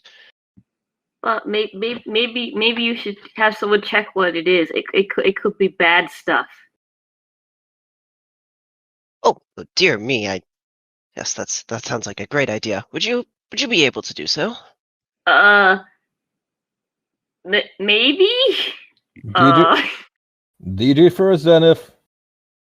I'm feeling so appreciative right now. Cinch will come up and pull up her wrist computer and scanner. It's like, okay, give Bitey his thing. Give Bitey his thing. I'll look at the blood. Okay, Proxy will go after the other person then. Cinch doesn't even hide the fact that she thinks it's blood. Pulled out the scanner. It's like, so did you kill a dude? I've killed a dude. I think you get a look of like shock as to how dare would you ask that question, and then it's followed up by like a look of disgust over like, wait, but you've killed somebody? Yeah, you say loudly that you've killed somebody, Cinch. Sure. Okay. Yeah, no, it's just like no. I like not like in the past, right? Like, and it just like no. You said what you said. Yeah, no, I keep going. Oh yeah, like I was on a mission a few weeks ago, and it just like shot a guy off his bike, and then my glitter bot blew it up, and I'm just like scanning this guy's hands for. Okay, dug yourself out the hole a bit. I see. Yeah. No, well, that sounds like an exciting story, but perhaps some other time. I've already had quite enough excitement for today. And I think you see her pull on her like the jacket she's wearing, and it shifts, and you catch a glance of like what appear to be outlines of different animals like engraved into the inside of the jacket. that's cool. It's like, oh, Fluffy. What kind of animals are in there, huh? Oh, she'll pull it aside, and you can get a slightly better look. That it is a bunch of gold outlined shapes of different animals, just different animals I've managed to run into during my adventures is quite the wrong word for speaking with someone like yourself, but explorations. You should pull out the playing card. She totally does. She's like, I found this. It's a golden lemur. I thought it was kind of cool. That's usually kind of stuff I find. I don't find the live animals, and she just keeps nattering on. A blue-eyed lemur, was it not? Oh, but it was the golden stag playing card. That's the blue-eyed lemur. Yeah. So yes, I pull that out and show her. Like, see? Ah, this is. I don't believe I've seen this one before. It's quite rare. How much would you like for it? Oh, that rare? Can I look that up first? Let's figure out the goop on your hands first, and then I'll Google it. But because I don't want to get cheated here, and I don't know you well enough to know if you're fair or not. Well, I wouldn't want to cheat any of my business associates, but you do raise a fair point. Perhaps we should deal with the current matters. I shall attempt to glance back towards the body, but not bring herself quite able to do so. Cool. So can I find sort of out what the red sticky stuff is on her? I'll probably have to roll for that one. Yeah, give me intellect check, the difficulty 5. Oh. All We right. deal with a lot of blood, so I would say if it is blood, it's probably a little It easier. could be like really gross wine. That's true. So my scanner probably helps that, yeah. Yep. And could I Miss- argue that assessing danger also helps because I'm expecting it to be blood? Sure. Is this Anyone else? danger? Yeah, sure. Anyone else got anything? I think your risk computer would help, not to Oh, do okay. myself out of a difficulty, but because you can like scan the substance and then Google, hey, what's this chemical composition? Okay, that works. Can my authoritative presence give her an asset and just giving? No. Are you sure? Yes, I can, because they're currently in a completely separate conversation to the ones you're having. But I am in control of the room. We've established that in very Uh-huh. established, thorough Mhm. control of the room. Yep, completely. Yep. Higher than the captain. I'm gonna take that as a no, but I mean, like, I think it's a really good argument, personally. Make your roll. I think it's Fine. down to difficulty 1 though, so Okay. 2 even. Yeah, Yeah. it's 2. Okay. Nice. Woohoo! Yeah, awesome. You Nice. see a shattered glass on the floor, and you do detect some similarities to blood. Maybe like in very small quantities, and might be from this individual themselves when this glass shattered. But it is largely a sugary alcoholic drink. Gotcha. Well, I'd suggest to her, it's like, well, we should probably check you for cuts, but I think you just spilt your drink on you. And, Oh, do I get a dearie me, special? that's so embarrassing. Do I get a special effect? Or it's just It's usually just damage for an Exact- 18. Yeah, for a 19. It's a 19 and 20 for the special. Okay. Yep. Cool. So yeah. But Cinch is definitely keeping an eye on this one because of those golden animals. Just seem like inappropriate to wear to this venue. What? No. Fidey, what's the next step in Fidey Poirot's Little Grey Cells investigation? Hell yeah. I mean, just because of I think I don't believe the however many gallon guy did it because of genre knowledge, and I think most of Fidey's like murder investigation prowess also comes from genre knowledge. So he's just gonna assume that like the 10-gallon guy didn't actually do it, but he's going to need to question him anyway. And he's gonna ask him, well, sir, could you please explain why you have a smoking gun 5 feet away from a corpse? And be quick about it. We need to get to the bottom of this. I swear I saw something moving in the darkness when it all went black. I saw someone in the flash of the light, and I took a shot. I didn't know what was going on. Where did you shoot, sir? It was it does a gesture with his hands like 45 degrees upwards. It's kind of at an upwards trajectory. I didn't quite get the right aim. I'm not the best shot. I carry I mean, if I was hunting pack animals, but Sir, sit down, have a drink, and don't touch your gun again. I'm gonna quickly inspect the body to see if his story matches up. A blood spatter and such should be able to tell where the shot actually came from fairly quickly, right? Unless there's not that much blood. So the Quiltel has a glass shard in their back. I don't think they actually got shot. Oh, indeed. Is that right? That was mentioned. Yeah, they have a very prominent wound in the middle of their back. In the middle of the back. Okay. Yeah. It's a glass shard. Yeah. Oh, okay. Does that? I'm not even. I possibly would be able to tell. Was that a projectile or whether that was stabbed in? Well, let's make it a perception check. You mean a difficulty 5 speed check. Sure. And this is like examining the body. We'll roll it into one. Mm-hmm. Can Myrrh assist just because she uses guns? Actually, Zietler's trained in projectile or with. I guess that's just heavy. But could some of us soldiers give an assistance on this? Yeah, absolutely. Yeah, like that makes sense. So, you're very familiar with combat. I will let that without a skill for it. That's fine. Yeah. So got that medical sensorium on wheels. My sensor kit might help a little bit in terms of if there's like residuals of like smoke or whatever, or other little small shards of glass which might have broken off if it was thrown or something, or just to see if there's residue of either blood or skin or some sort of leather or other stuff around the handle on the glass or something.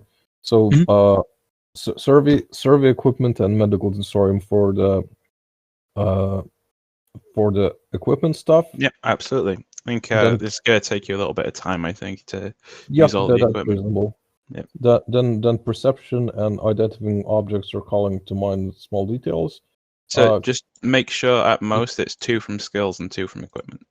Yeah, and how does help figure that? Is it either I'm part of your equipment.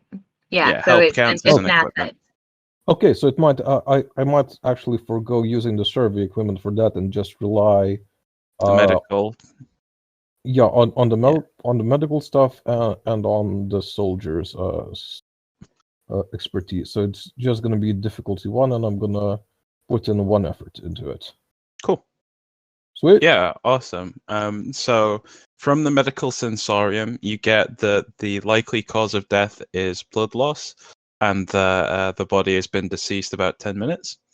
What? It's been 10 minutes since the lights went dark. Okay. Sorry. Just the intent is a comedy beat where it tells you, this guy was recently murdered. Okay. This is a body double, and we need to go find the person who's still alive. No. Yeah, in my mind, for whatever reason, it was like mere seconds after, like after everything happened. But yeah, that's fine.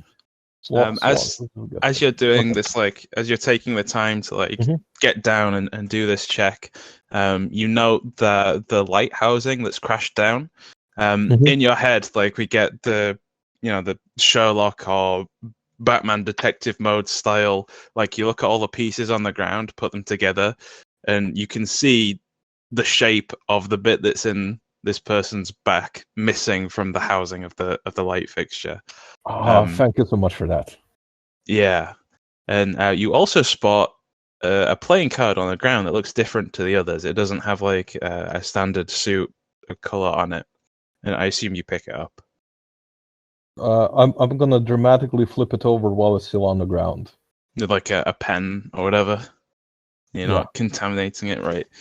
You flip it over, and where normally there would be like diamonds or clubs or whatever and a number, there's instead a large black spot with a gold embossed stag's head in the center of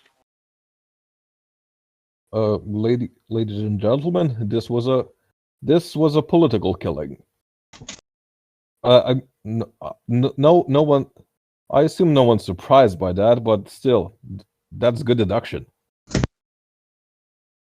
And I think that's kind of my bit. Doing all of this takes a while.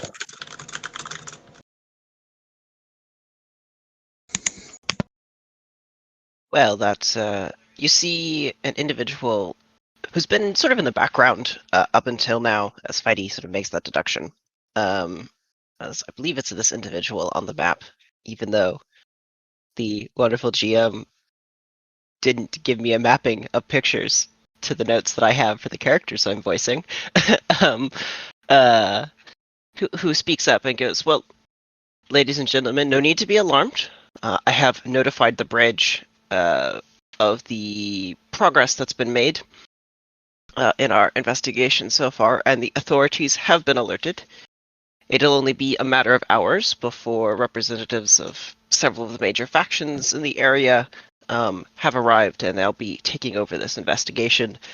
So we Until need that to solve time, it until then. Thank you very much, Captain. That'll be all. well, I appreciate the promotion, sir, but I'm only the first officer.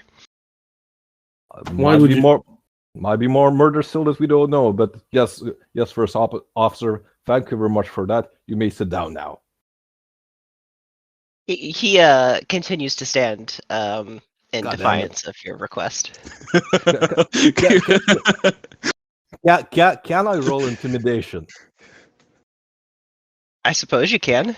Can I roll low key intimidation of my vast and superior authority over the situation? Sure, this is going to be difficulty 6. Great. I do have intimidation as a skill, and that's pretty much it. You got effort. I can key this off might, right? It's intellect. Intellect, yeah, that's fair. Can If you are like if physically you, arm wrestling, maybe. Yeah, no, really, this makes sense as like an intellectual sort of way to assert yourself. I mean, you can use investigator because it is an intellect-based task, but if you wanted to spend pull, but yeah, investigator isn't really a skill. I guess. Yeah, I could, I guess, but it would still kind of. I'm not gonna use intellect for much intellect. Many intellect tasks. It's just gonna be speed for that, I think. So difficulty 5. Ziegler could definitely help me with this by just being present if he so wished to, or Myrrh could, or even oh no, this is intellect, so Flutter. I don't think Myrrh is helping you with this. I think Myrrh thinks you're overreaching a little bit. So he's gonna watch what you do. Finch wants to help, but it's definitely gonna be sarcastic. Like, you got this, Spidey. Like, come on. I definitely am overreaching, but the way I'm overreaching helps the party. Exactly. So difficulty 4 with Cinch's help and your intimidation skill. 50-50, more or less. Yeah, so I'm actually gonna push 2 effort into that because I aside from solving the case, I really care about like seeming like a detective here. Mm-hmm. And remember, you've got a 1 action recovery roll. So if you need pull points back. Actually. I think the first officer just continues to stand defiant of your request, and he's not quite challenging your authority as lead investigator at the moment, but he definitely seems to be taking in charge of the situation from a like, okay, now I'm security position. So he's letting you lead. But he definitely looks at a chair. And he definitely doesn't look me in the eye. I know that. Behind him, the console that he was working on, along with the event organizer. That's what this is. It's like a control panel next to the dance floor that they've flipped open. Which, when the lights came up, him and the event office and the event organizer were, fiddling in the console. Yeah, I'm gonna ask them to step away from that that could be a murder weapon as well, given the failure of the equipment here. And I'll point to the very the ball that crashed and killed the dude, which is the technical term. Ziegler, Yep. I'm gonna offer you an intervention. Oh, good. Right. Some of your starter, it tasted funny, but you kept eating it anyway, and I'm not going to tell you the effect before you accept or reject. But yeah, your seafood it tasted weird, but you ate it anyway. Oh, yeah, Ziegler munched through that. Yeah, sure. So gain an XP. And This is gonna be great. I'll give you one can give an to- XP to somebody else. I'll give one to Proxy. Oh, thank you. Yeah. You have food poisoning, and you're hindered at might and speed rolls for the rest of the session. I hate you so much. In a loving way. No, I just hate you. Okay, cool. Yeah, your belly's turning, like you don't feel great. Had some bad rules shrimp. question. Rules question. He did have a luxury lifestyle, so that's an Yes. asset. How do those interact? So I think he just rolls straight. Yeah, Well, on the roll might straight rolls, for it'll might. be rolling straight. On speed, if it's a defense, it'll be rolling straight. Otherwise, it's going to be penalized. Okay. Yeah, you've been living really well, so yeah, you don't feel great. It's not as bad as it could be, but you don't feel great. I think Ziegler's going to address the first officer. What do you mean talking to the bridge? I've tried talking to inanimate objects, not much happens. Well, you see, sir, the bridge is a location on the ship where the captain and generally I would be located to be in control of the entire ship and its destination. No, that's not what a bridge is. You idiot.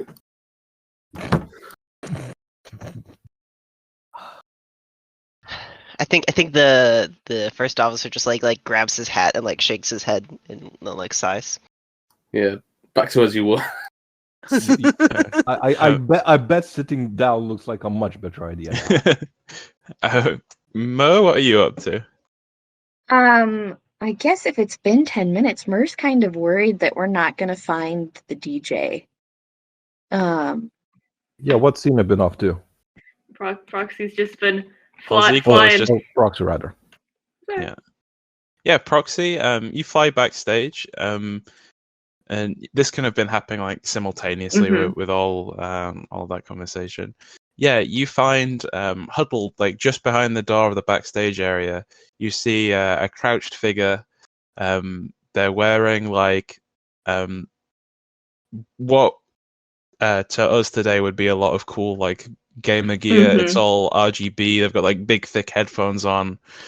These cool like visor-esque glasses. They're wearing lots of like pink and purple and like cyberwear kind of clothing, like cool streetwear. And they're just huddled like around the corner, looking kind of scared. Yeah, I think Proxy goes in and just is kind of like cocks their head and is like, "Hello, they could not find you, but now I have found you. Are you lost?" Yeah, so I thought you were lost. I don't have this effect on my microphone to use, but as she speaks, it's auto-tuned. Like, I am so scared. Like, it's Very all good. like, yeah. Everything went black. Yes, it made me fall onto the floor, and it was not fun. Did it make you fall down too? I ran when I heard the bang. Oh, okay. Do you want to come out now? It's not dark anymore. Is it safe? I think so. I read right over here, so I do not know for sure. Then I can acquiesce and show my face. Okay. We'll pop back out to behind the console.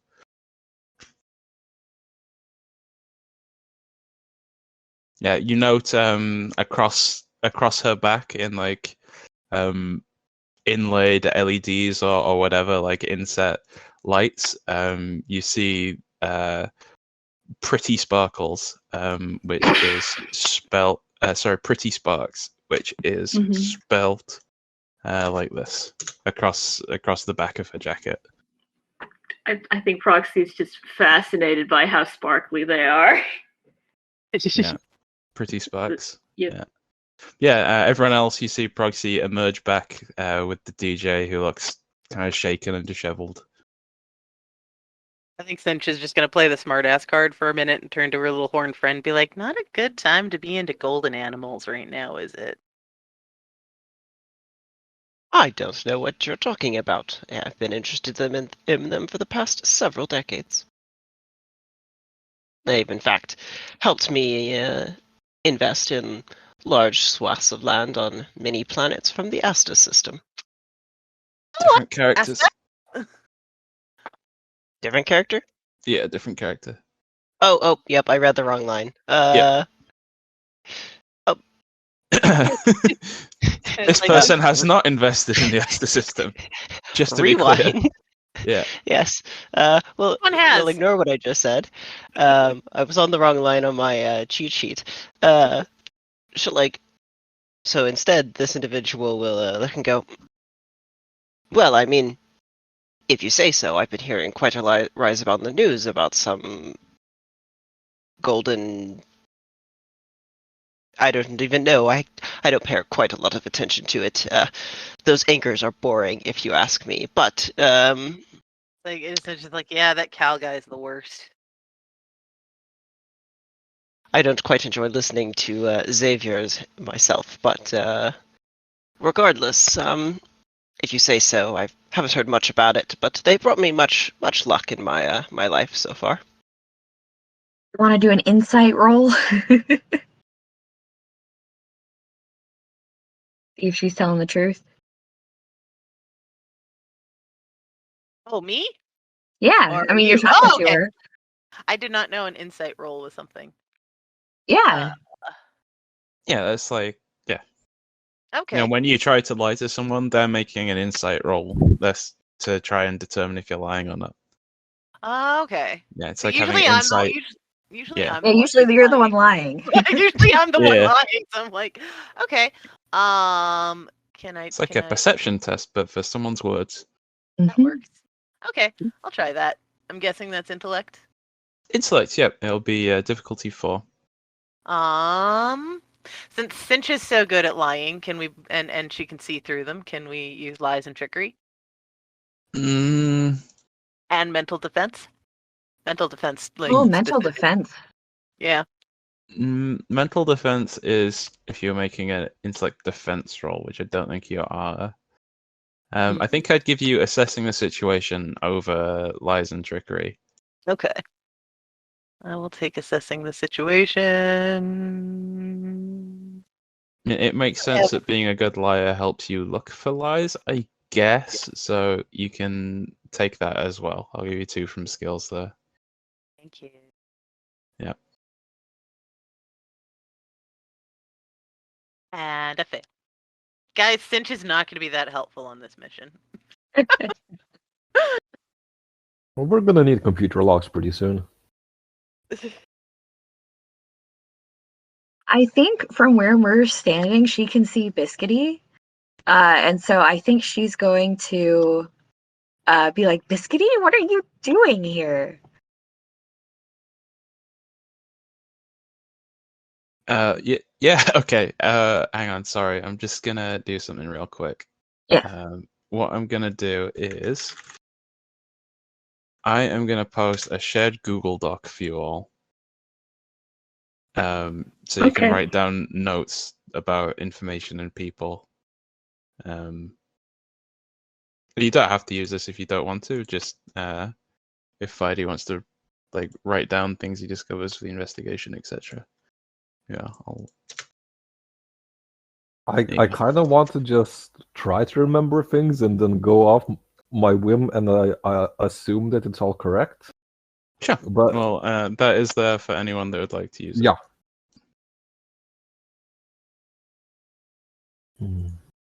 Yeah, you go over. He goes, "Don't know what you mean. My name's not Biscuity Crumbles." So what is your name? Gives you a big wink and goes, "My name is Alfred Winnenbach." He gives you a big wink with his other eye. Uh-huh. And what are you doing here, Alfred? She's kind of leaning on the table. Well, there's an old friend of mine that I dearly miss and I haven't seen enough of recently. I think Myrrh turns around and says, Ziegler, there's an old friend here to see you. His name is, and like she'll do the air quotes, Alfred. I don't know an Alfred. No, you don't. But why don't you go get reacquainted? Who's this Ziegler? I've never heard that name before. Who's this Alfred? Sounds like a timorous wee beastie. I think she's gonna turn to the globulon and say, if you don't mind moving out of the way, there's going to be a reunion right here. The globulon will go, "I don't mind," and shift out of the way, out of the path of the body, and away from the blood. Like squidge up against this wall and splits slightly and seems to be talking to itself. I think Ziegler stomps over. Who are you then, Alfred? I'm Mr. Winnenbach. I'm here. I won it in a magazine. You won what? What? This event that I'm attending. I won it in a magazine. I got the ticket. Fish Lovers Monthly. Good for you, Alfred. Now, thank you. Have we met before? You don't look at all familiar. Well, I don't know an Alfred, so I can't have met you. Aye. I say, you look like you're married to an incredibly handsome individual. What do you mean? How do you know I'm married? Who told you? The wedding ring in your chest under that disgusting excuse for a suit. So you'd be dissing this suit. I spent good money on this. The tailor said it was the best materials he had. Yeah, well, when I get you home, I mean, when your husband gets you home, he's going to dress you properly. I'm not going to let my husband dress me. Yes, you bloody will. I mean, that's what he would say, I'm sure. You did a very good impression of my husband there. He sounds like a wonderful chap. He can be. Yeah. we can go somewhere else. I think over from the corner from the Gobulin, you see like Borgo in their combined form poke Gramp and go, "See, I told you I would dress us better for this event. See." All right. When you're right, you're right. I can't complain. That just got distracted by the animals and the card concept and she remembers the note. She's like, I just had to be here. I didn't have to solve anything. So she pulls out the card and she starts talking. So what are these and how much are they worth? Like, I found a couple of them, but this is the one I brought here because I like blue. I believe you said it yourself the best earlier that perhaps we should discuss business later in a more appropriate environment. And at the moment, this individual will look towards Myrrh. She doesn't seem to be letting anyone leave the room, so. I mean, that's true, but like, I'm kind of worried you might have killed somebody, and if I want to sell you this, I have to sell you this now. Not after we've decided you killed somebody. Leave that suspect. I need your help with another one. Oh, okay. Don't go anywhere. I do want to sell this card if it's worth money. I'll be right here, darling. Yay! I made a friend. Where's Spidey gone? I can't see his token. He's up here. Up here for some reason, which we will discover shortly, I'm sure. I'm just gonna like skip over. What's up? I'm next to a terminal, so you can probably surmise what I need you for just by context clues. But like, could you see the last few commands that have been run through this? And I'm gonna look. No, the event organizer slaps you away and goes, excuse me. No, no, ma'am. Excuse you. This Quetzal has been murdered by some equipment and someone who needed access to control of that equipment, and I'm gonna need to talk to you long and hard about who that is. Was it you? Yes, well, I'm speaking to the captain right now, so you can go off. I am in charge of this space. The first officer is here. I don't reckon. You've been in charge of the space before there was murder. There has been a murder. Now I'm in charge of it. Step away from the equipment, ma'am, or we'll be forced to restrain you. Who are you? I am Detective Phidipides. And I'm going to ask you to step away from that console now. Yeah, give me intellect check, difficulty 5. I am very happy to get very physical with her at this point. Like shoving her away from the console? Sure. Yeah. Might roll difficulty 5. Might roll difficulty 5. I assume I can use intimidation for this. Yeah, definitely trying to intimidate this person. Yeah. Can I do it gracefully? Can I roll in balancing in this? I got a new skill from an ability. No. No. Okay, that's fine. So that's going to be intimidation for this. Will kind of be trying to pat her back and calm her down. It's like we're just trying to solve. That's how Cinch is helping. Yeah. That's how Cinch is helping. So that's 2. Maybe if you were trying to intimidate her on a thin ledge, I'd give you balancing. No, I assume this is just being poised in this situation. You know how pulls off that look, but yeah, it's fine if I don't get it. I get you. Yeah. And I do get an extra accent because I had a luxury lifestyle, right? Yeah. Might roll, yeah. So it's East 1. So that's gonna be 2, and I'm gonna pump it. I think just a 1 for the effort. God. Okay. Oh, sorry, dude.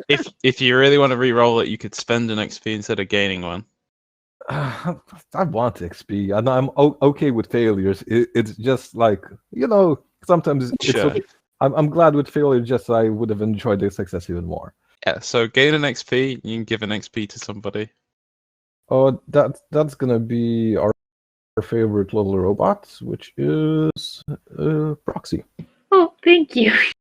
Yeah, Proxy's gonna level up in the first. She's gonna get a tier, anyways.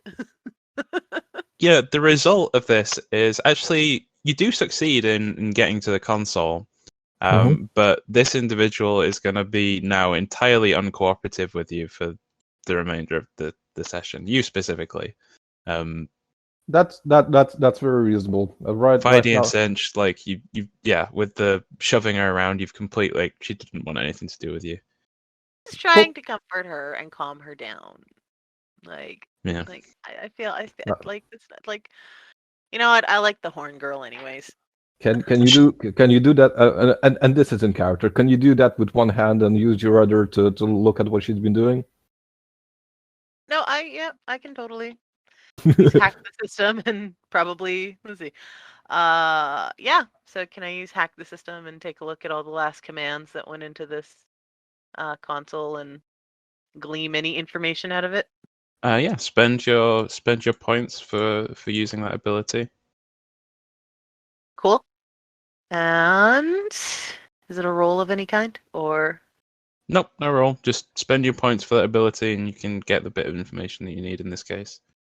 Point spent.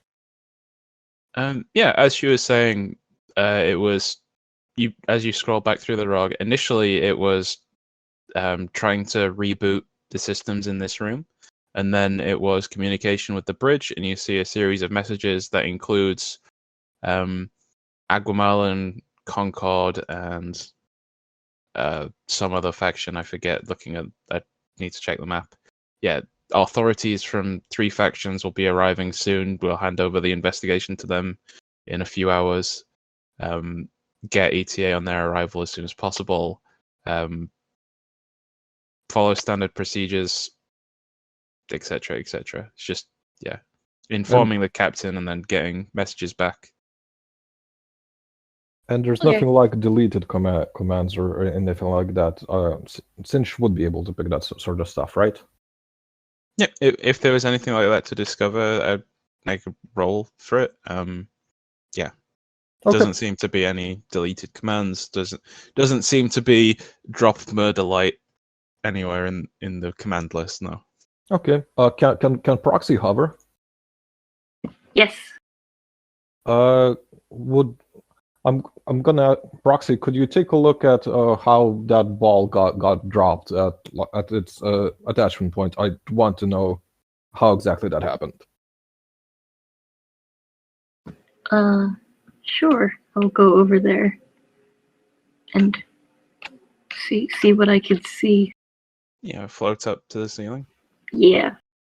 Yeah, as you float up, you look above the dance floor. You can see we'll all have seen in a theater or something like it, Mhm. like the metal trussed scaffolding with a variety of lights. A lot of them look very similar to this one.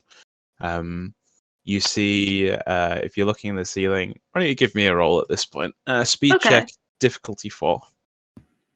Okay. Let's see. Do I have anything that might help with that?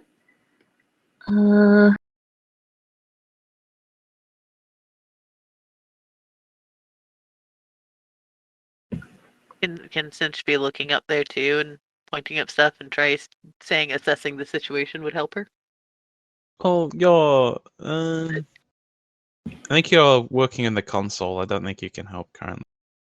Can I help? I would be obviously watching because I asked Proxy to do it. Sure. I have figuring out how to solve problems with multiple solutions as a skill. Can I use that to try? Yeah, and, I'd give you that. Yeah, for sure. Yeah. Okay. So that would make it difficulty 3. Yep. Then help from Cinch. Help from Fidey. Fidey makes it 2. Okay.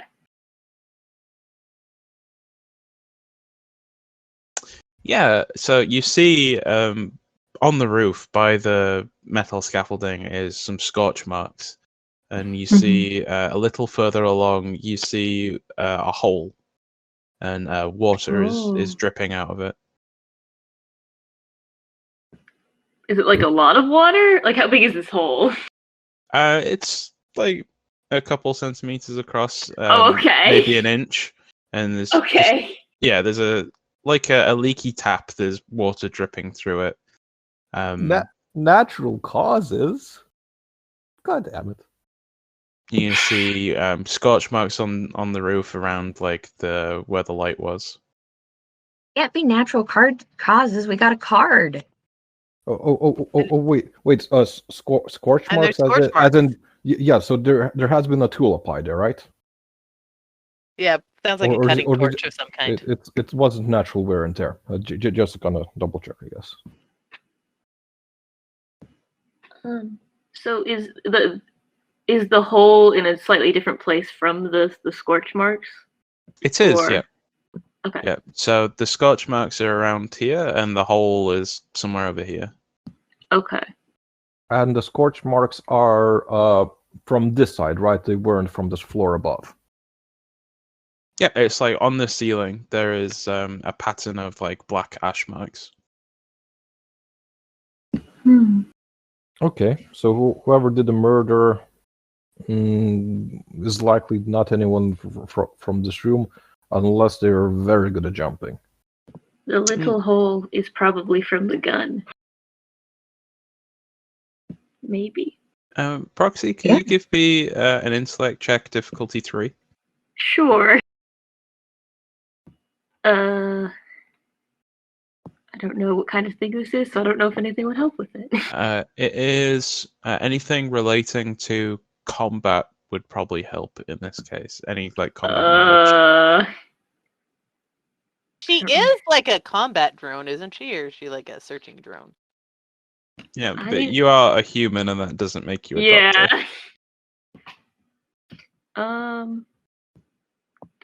I mean, other than being trained with weapons in general. You know, in this case, I would let your torch be an asset. Okay. Oh, you have a scanner as well. Yeah. Yeah. Both of those Okay. things help here. So it would Okay. be difficulty 1. Alright. Yeah, after you look at it for a few minutes more, like you're looking around the scorch marks, definitely looks like explosive residue. I guess I'll come back down and be like, someone make something explode near there, up there. It put the burn marks all over. Can I tell if it was like big or small? I mean, it wasn't obviously super big because it would have put a hole in the ceiling. Mm-hmm. Yeah, you can think back to like during the darkness, you heard a couple bangs, and you guess that one was probably the gun, and this was probably the other bang that you heard. A small device, large enough to detach the light from the scaffolding, but yeah, there's no like big hole in the roof or anything. Makes sense. Okay. Okay. If there's something someone else want to do, for me, the main things I would want to look out for is just maybe by any chance there's a remote detonation device just in the room somewhere, still here for whatever reason. Maybe we can actually find it. That would be nice. If not, we might need to extend the search broader. I'd also like to find. Was there any traces of like an EMP or something like the device up there, or was it just a regular explosion? Because that's the other thing we haven't accounted for yet. I think it sounded like it was a regular explosion. There would have had to be some kind of EMP because all the electronics went out. Yeah. Depends how badly wired the ship is. Actually, we do have logs from Cinch's work. Can we see, like, just from the nature of the damage, was it kind of had to be EMP because all of our stuff went off as well, right? It wasn't just like local stuff. So yeah. Yeah, like out of character knowledge, Mhm. the thing that would do that would be an EMP. Yeah, I don't think you have any specific information in this case. I mean, we have indirect evidence that's like unless His it's proxy something went else off. it's something else in the setting, this is pretty much what it would have to be, right? Yeah. I think like a small explosion, like a small EMP. I guess the weird thing is like, okay, you don't need an MP and like you don't need an EMP to drop a bomb or drop a light thing. You do Like, to turn and all the lights off and all You the do. cameras, though. Yeah, and also the robot. Well, are there cameras in this room? Would there be cameras in this room? I would presume there are. Okay, but if you're like detonating something remote, where I'm kind of going with this is like Proxy's had a lot of screw ups on her thing. Did they like know whoever's doing this know she was going to be here, know that the agents were going to be there, and want that kind of distraction? Because like if you're just remote detonating a small bomb to drop a thing or drop a chandelier or a light to kill somebody, you don't necessarily, you wouldn't necessarily get caught with the lights on. Does that make sense? I overthink things a lot, guys. Yeah, so it's been a little while now, and event security are starting to usher some people like out of the front entrance to their rooms. We still need to. I'd like to scan everyone in the room, like their persons for any equipment that they have. Before we go. So the security officers at the front are like are like saying like, all right, everybody, back to your rooms. We're gonna lock you down. We're gonna look at this space. Everyone, go to your rooms. Go directly to your rooms. Casino is suspended for the moment. And this guy in the 10-gallon hat goes, "Oh hell no! I was hoping to get back there to the roulette." And this guy issues a complaint. The waiter looks around nervously. The security have started to move into the space and start to move people back to their rooms. Gentlemen, ladies, do not tamper with the crime scene. and do not move these suspects out. We are not done questioning them yet. I'm just gonna try assume authority again, or at least delay long enough for me to be able to scan all these peeps at least.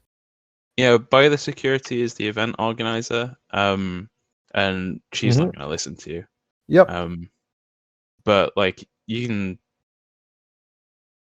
I mean, scanning people, unless you're looking for something specific, doesn't really have. I don't know. We are like looking for the remains of an EMP device. I am looking like for mostly a control tool, a remote, really. Like yeah, anything that could set off a remote bomb, which is most devices with a remote capability, but still gotta try. I will just GM to player on this point that these two characters are entirely irrelevant, and I'm just getting them off the map. Okay, fair. Yeah, but if you don't, flavor-wise, you can have like scanned them and confirmed that they're not carrying any EMP. Cool. If you, well, you're not being. This is a totally out of character. If you're not being listened to and people are being ushered to their rooms, it might be worth noting down their room numbers. Is all I can think of. Yeah, sure. Yeah, absolutely. Yeah, so they don't matter, but assume we did our. Let's assume we did our due diligence with them. Yeah. Myrrh? So can I make a memories and like recollection roll? So when the Golden Stag were talking, they had like a sign-off phrase that they always used. It's how Whittle broke their code. Mm-hmm. Can I remember what that was, or would I have to roll for it? I think you can remember it was distinctive enough. And to be honest, the exact wording of it is something that I have changed in my head several times. That game, it was like for Unity. Yeah. In this case, it's going to be Unity above all. Unity above all. Because this lady is somewhat suspicious to me. And I just want to put the Golden Stag communicator I have down on the table and say Unity for all, and like just see what her response is. And just before we see her response, we go to break. Great. Yeah, we get the shot of you putting the communicator down, her looking up at you nervously, and then we cut to our mid-roll advertisements.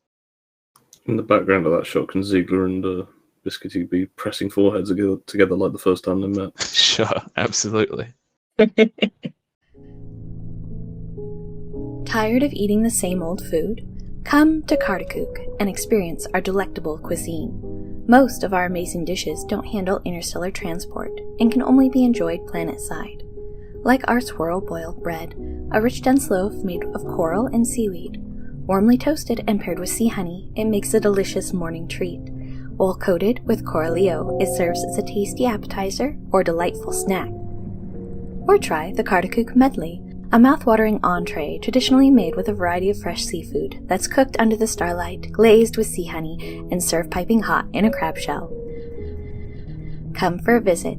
Your taste buds will thank you.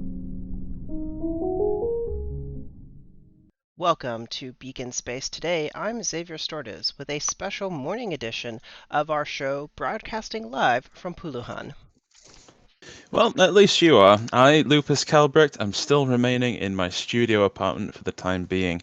Our top story tonight, assembled Commonwealth trading stock in defunct company Same God has been halted. We are your Penumbra. We are in shadows. And we are at war. The Golden Stag Revolutionary Front have aptly associated themselves with animals. They would see us separated, isolated, alone, and to reach their ends they will use any means. We are not innocent, but in this war, we are not your enemy. Like you, we come from cultures of many. We will not see that changed. If you cannot, will not join us in this fight, we simply ask, you do not stand in our way. We are the Penumbra. We fight in the shadows. We will win this war. Thank you, production. Great. It seems like maybe we're back. Okay, Yep, thank you. Okay, great. We've taken care of that.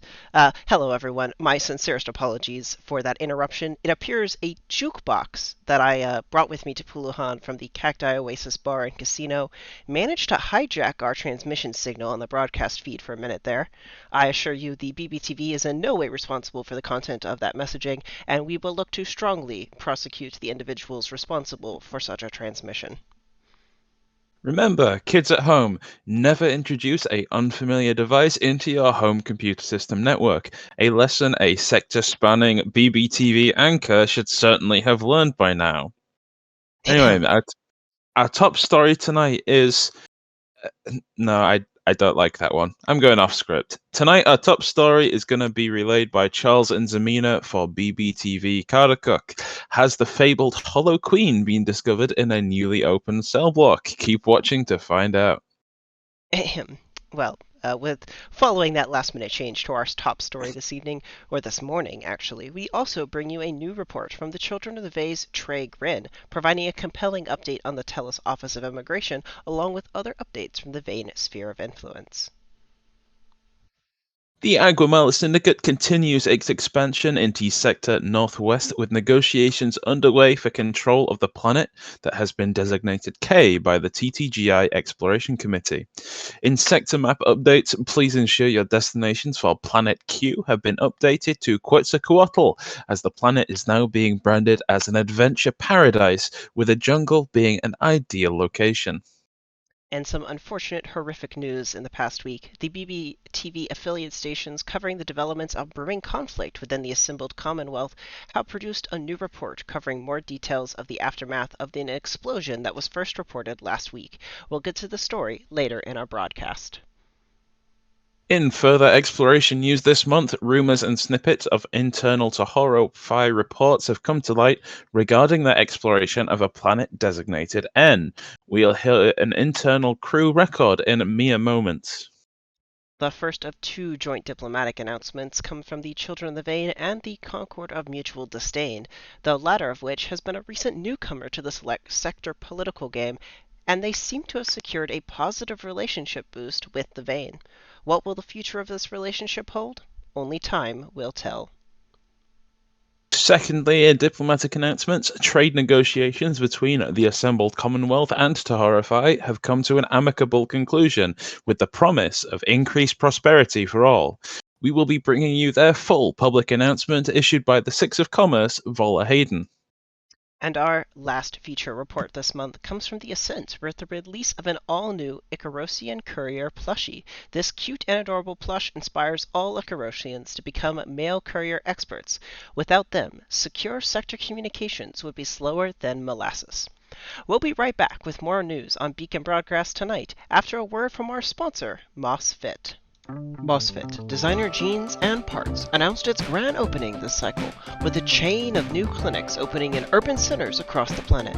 MOSFET is the brainchild of Vane athlete and celebrity Howling Star, who rose to fame as a gladiator and social media darling, advocating for biomodification and organic positivity.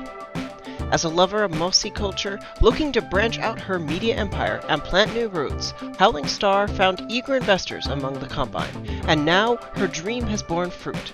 MOSFET is happy to offer the people of Moss a new venture for organic biomodification services and advanced biocosmetics, ranging from genetic enhancements to cosmetic alterations and everything in between.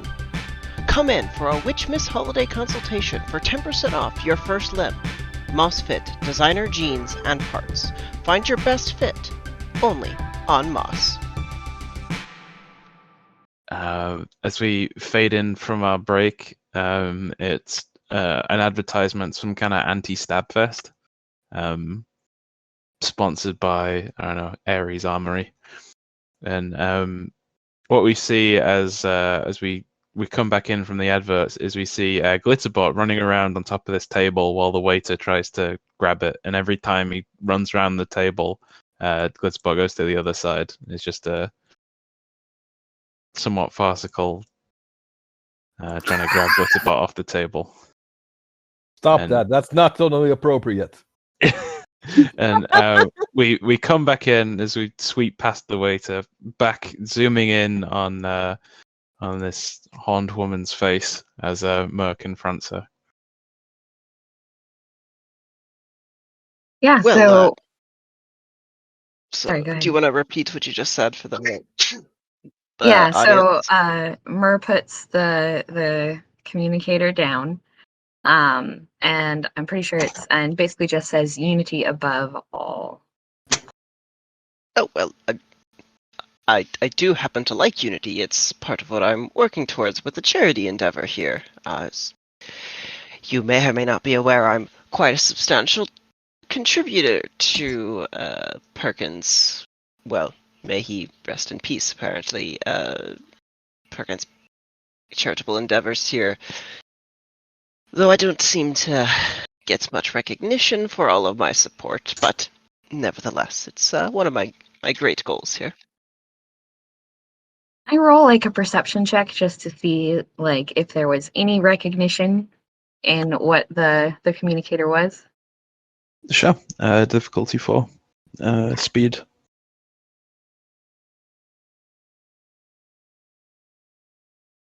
Okay, so I'm going to spend 2 efforts, so that goes down to difficulty 2. Mm-hmm. Yeah, it doesn't seem to have any particular recognition of the communicator. Treats it as if you just put your phone on the table, like glances at it, back to you. Okay. Good to know. I guess I continue the conversation and just say, what made you interested in this particular charity? Oh, well, I was very interested in the work that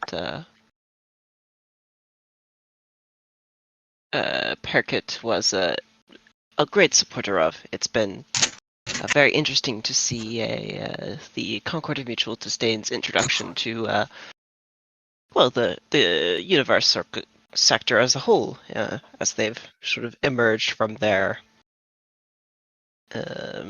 isolated nature into one of a more welcoming of other communities.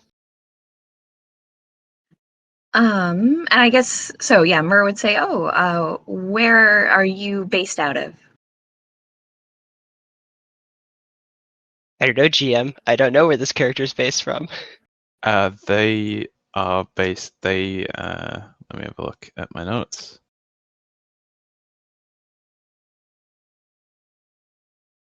They're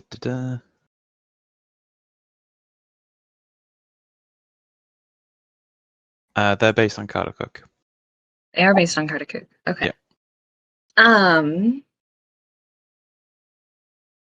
Interesting. So I think Myrrh is going to get into a very frank discussion here, and say, I noticed kind of the golden animals on your ensemble. Is there a reason you chose those colors? I like the color. That's about all I can say. It shows up nicely on almost any outfit I can put together. That's very true. But I'm sure you're aware, like as a Cartacootian native, that the golden stag is also using this symbology currently. So I've been told, but I don't follow the news very much. Is there a pattern to the horned one clothing? Is it in herringbone by any chance? Red herringbone?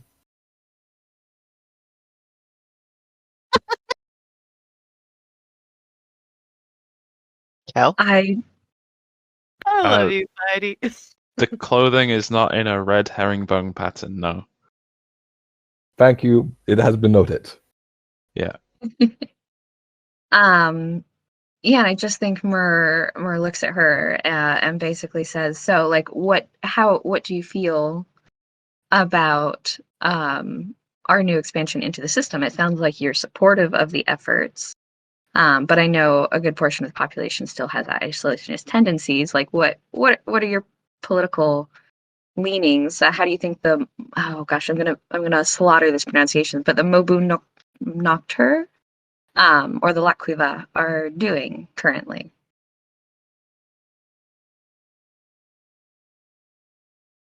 Well, So she's yes, basically asking, like, political, like, okay, so let's talk shop. This is the same homeworld, and trying to feel this person out for any golden stag tendencies. I think she just responds with, well, I'm quite supportive of the endeavor. I've given a large portion of my own personal wealth into this effort, not to mention fundraising efforts from others of my status on Karkuduk to support our expansions. I think that is the way forward for our planet, regardless of the regardless of individuals' current desires, as they may so be. Sometimes it's just easier to accept the change than fight against it. And it can be quite profitable to be an early investor. Very true. And I just say that, like, she might want to think about another color in the future, given that right now she's wearing kind of what you might refer to as the insignia of a very racist organization. I'll take it under advisement. Okay, and we can switch to someone else. Cool. So you know that thing I said I'd do in jest? I'm doing it for real. So Ziegler, see that event organizer lady over there? Could you ask her really politely for a list of everyone who had access to working on the roof lights up here? I think Ziegler and Alfred are locked in a battle of strength at the moment. Yeah, Ziegler and Biscuity, I mean Alfred, are... I'm gonna do a might roll to see what happens. Sure. I was about to say it's probably a 50-50 between two. Yeah, I think you're winning slightly. You managed to push him back a foot or so. See? I am the bigger man. Aye, well, I'm going off to my quarters. They're letting people out now. You keep enjoying this ridiculous farce of a party. Can you? And it'll break off. And wait, what's your number?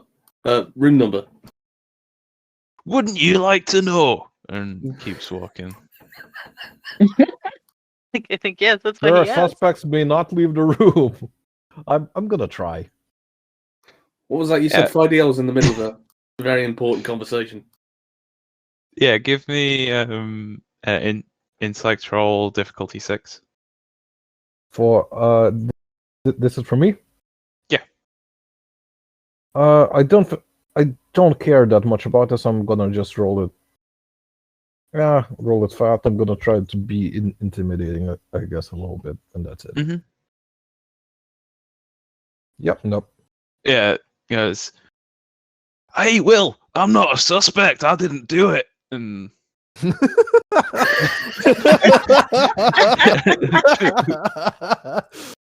checks out. Flawless logic. I love this guy. I think Ziegler just sort of, yeah, he definitely didn't do it.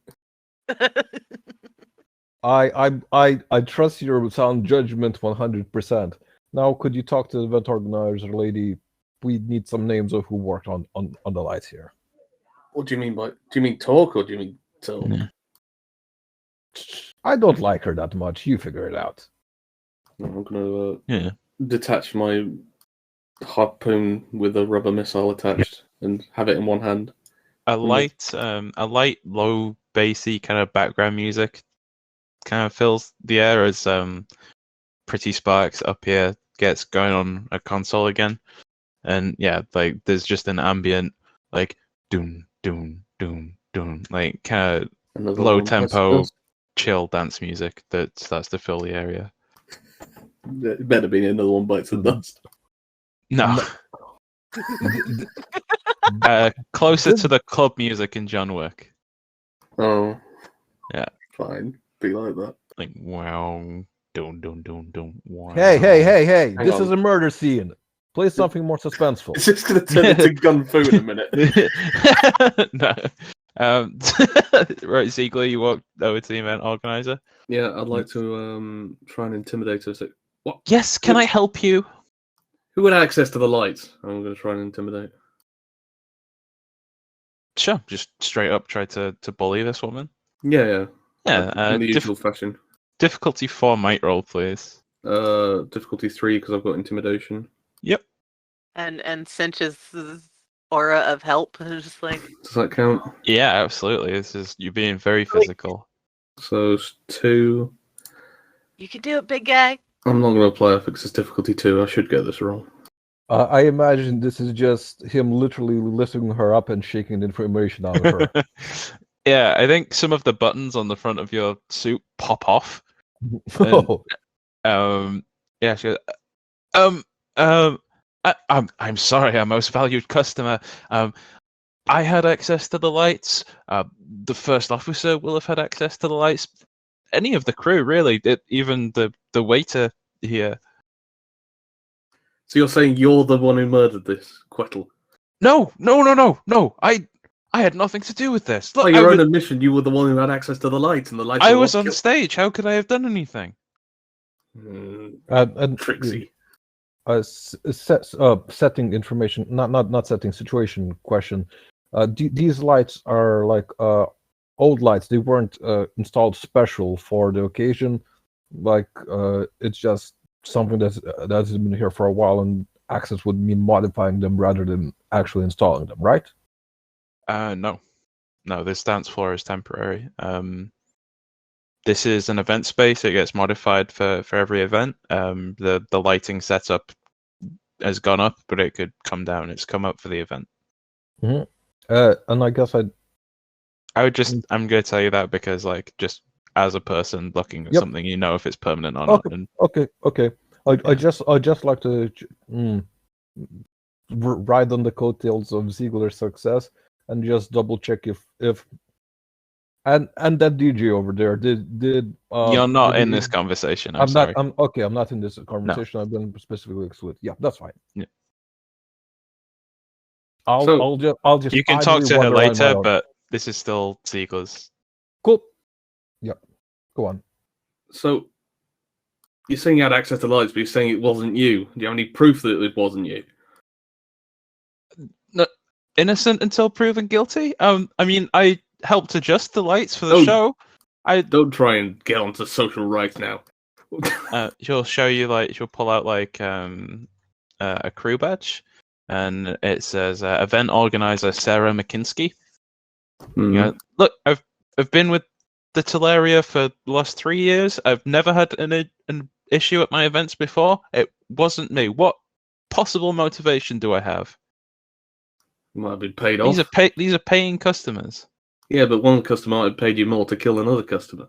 Kind of waves her arm out at the casino and goes, "You think I need more money?"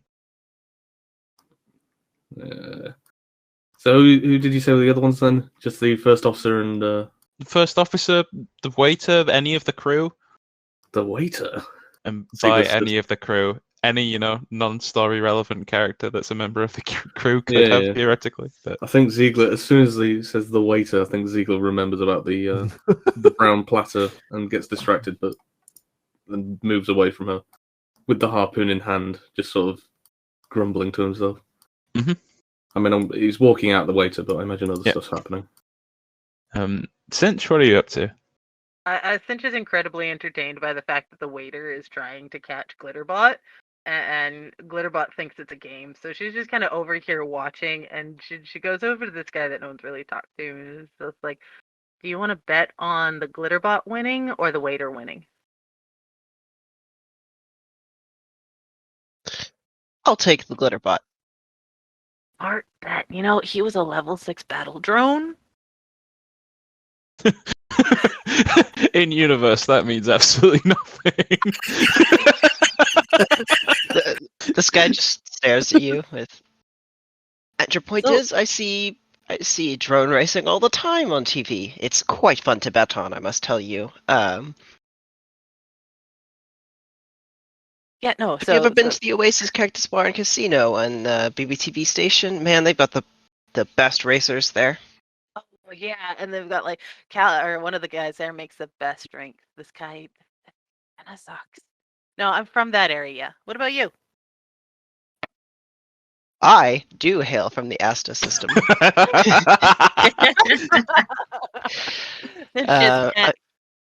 Kind of perks up. By the veil, I'm from Curious. It's good. And she just kind of like hugs him awkwardly. It's good to see somebody from the home sector. I think he like anybody else, he like sort of glances around before like completing the hug. But like, I mean, okay, I guess I can't say no. That would be awkward now. He goes, well, I do suppose it is nice to meet someone. Yeah, just to put this in like social context for the audience, this is like a random New Yorker going to an event, seeing Donald Trump, and being like, "Hey, I'm from New York too," and giving him a hug. So he's a jerk, is what you're saying? If you're comparing him to Donald Well, no, Trump. just social status.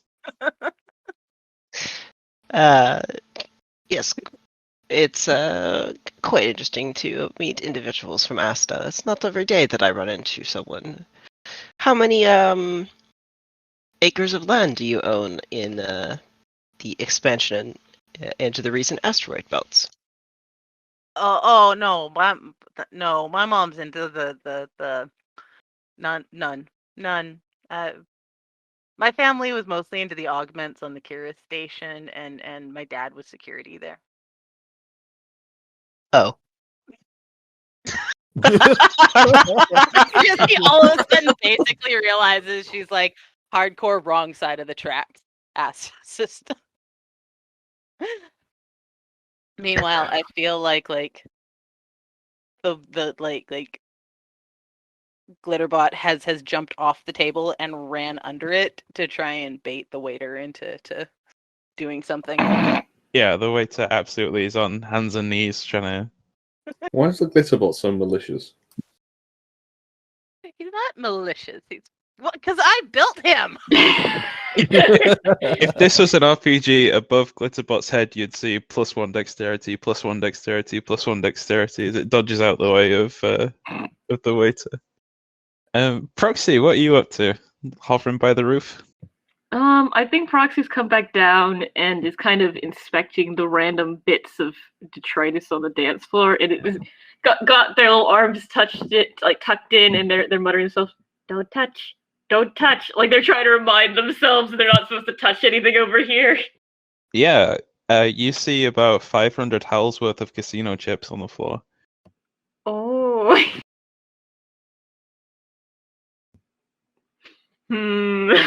Do it. Proxy looks around. How close are these to where the dead body is? They are from the dead body's pockets. Yeah. Do it. I'm gonna roll. I can imagine the little robot's arms like. Yeah, they're like reaching for it and pull it back, reaching for pull it back. I think eventually Proxy does like get closer, like grab one from the edge, looks around, and kind of like hides behind everything. They're just kind of holding it. It goes unnoticed. Whoa. I notice it. I'm good at that. Okay, you notice. Thank you. Yeah, and you get the impression that Proxy wants it because it's small and shiny rather than it perceiving that it's actually worth anything. If anyone noticed, I'd be giving you cover. You're collecting evidence is what you're doing, but no one noticed, so it's fine. So somewhere in the ship, Proxy has like a little nest of just random items. It's like the world's like weirdest dragon horde stroke like squirrel Probably a death. magpie or something. I mean, I'll leave it up to you. You can add either to your equipment, either you can just add 500 towel, or you can add 500 towels worth of casino chips. It's up to you. Why are other characters start to get free money when I had to get computer time?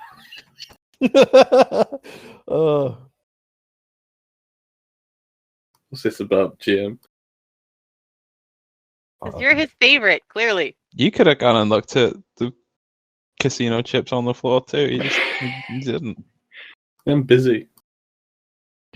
Proxy just likes the idea of having things to own. It's a novel concept to them.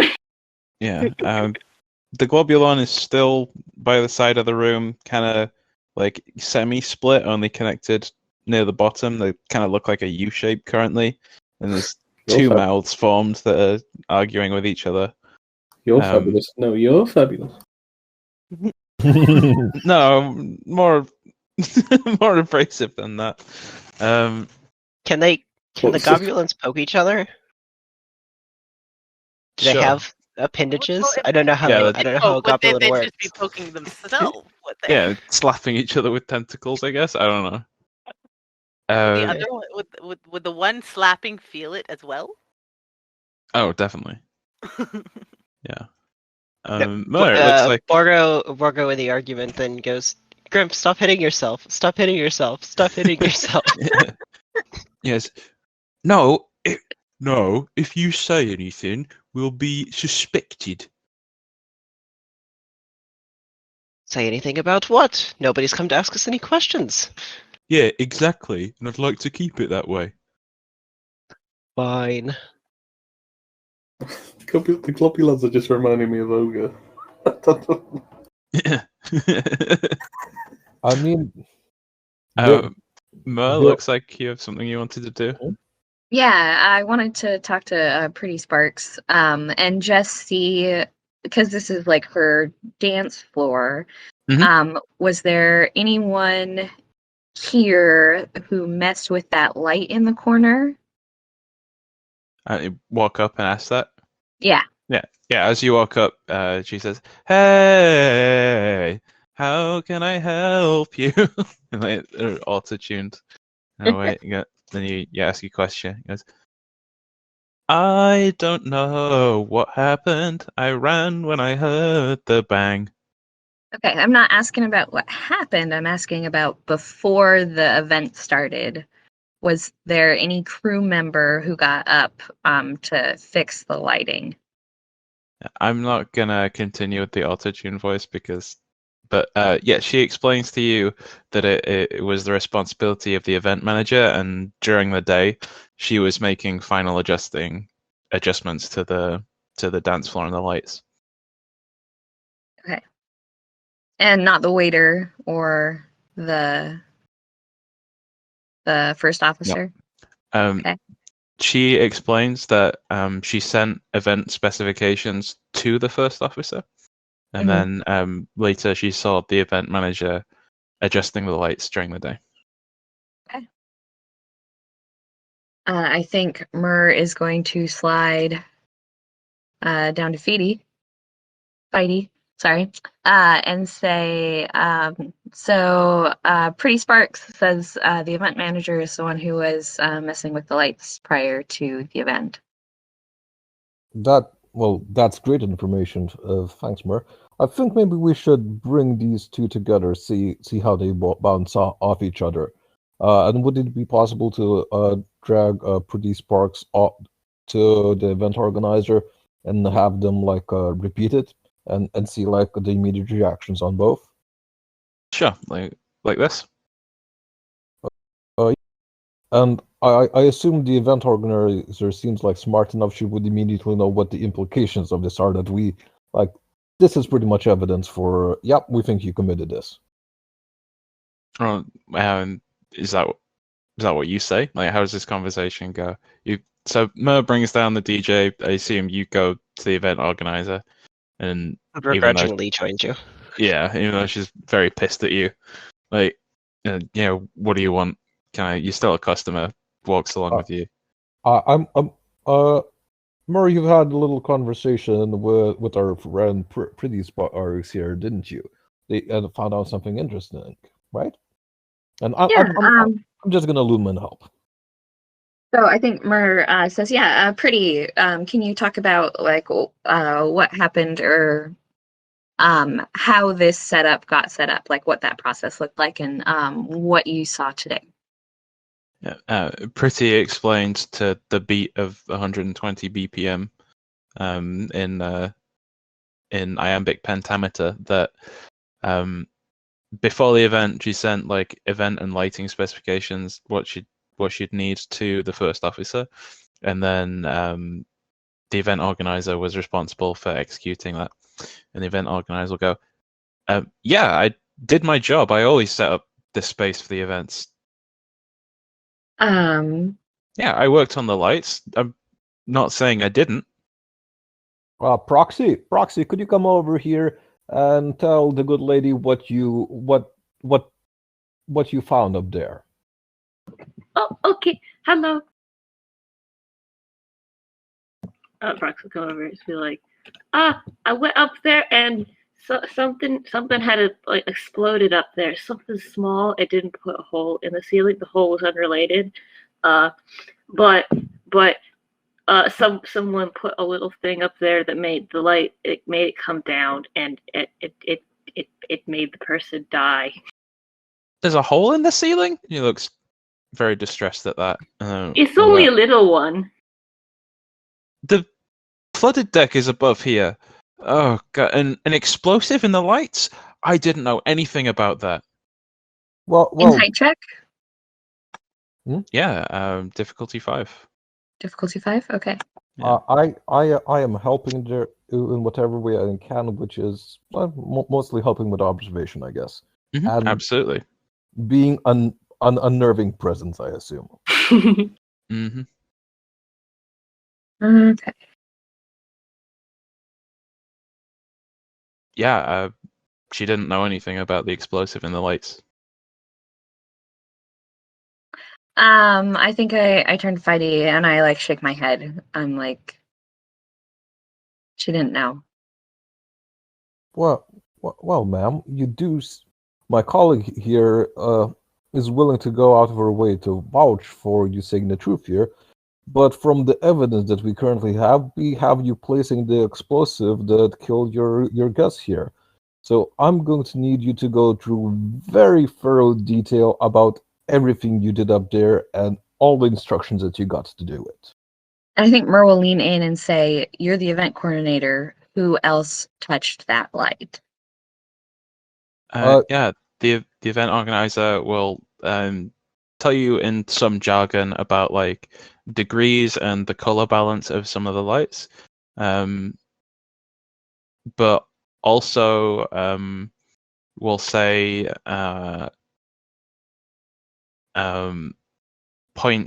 point at this individual, the horned lady. Mm-hmm. Will point to her and go, "If you want to throw blame on anyone, talk to her. I saw her having a very loud argument with the victim." I think Myrrh will lean in and say, like, "I have talked to her." Yeah, well, if anyone wants to kill Perkit, it would be her. Right. Well, someone had to. We're looking at the physical stuff right now. Someone had to have been in the light, and right now you are the only person that did that. So we need someone else who would have gotten up there. Was there any time where this stage was unattended? I guess a few times today. I wasn't in here the whole time. You said you received instructions from the first meter chief officer, whatever his rank was. The first officer, Mr. Barb, and What was there anything unusual in the instructions he gave you as to that particular light?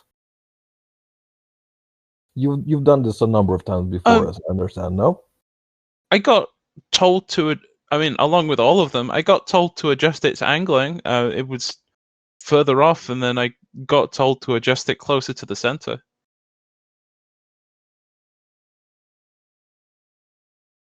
Angling, not placement. Is that right? No, it was further out on the left wing, and then I moved it closer to the center. That's the only time I touched the light today. Okay. Who gave that instruction? The first officer. So the first officer gave you the instruction to move. Was he specific about the specific light you need to move, or Yeah, he was specific about each of the lights. There's a very. Go on. Were the table arrangements set up ahead of time?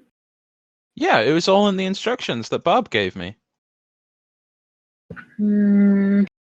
So Was this that was the a only light suicide. that moved? Well, they're all adjusted somewhat. I mean, it's slightly unusual to suspend one above the seating area, but I didn't think anything of it. Will you please go sit at the back table and we'll continue this conversation in a bit? Yeah.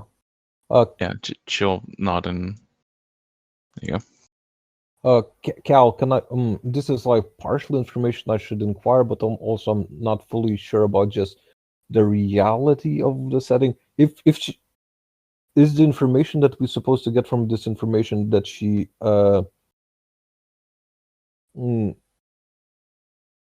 if there was an explosive or something attached to it, is it something that she would have noticed or not really, just based from information that we have from proxy?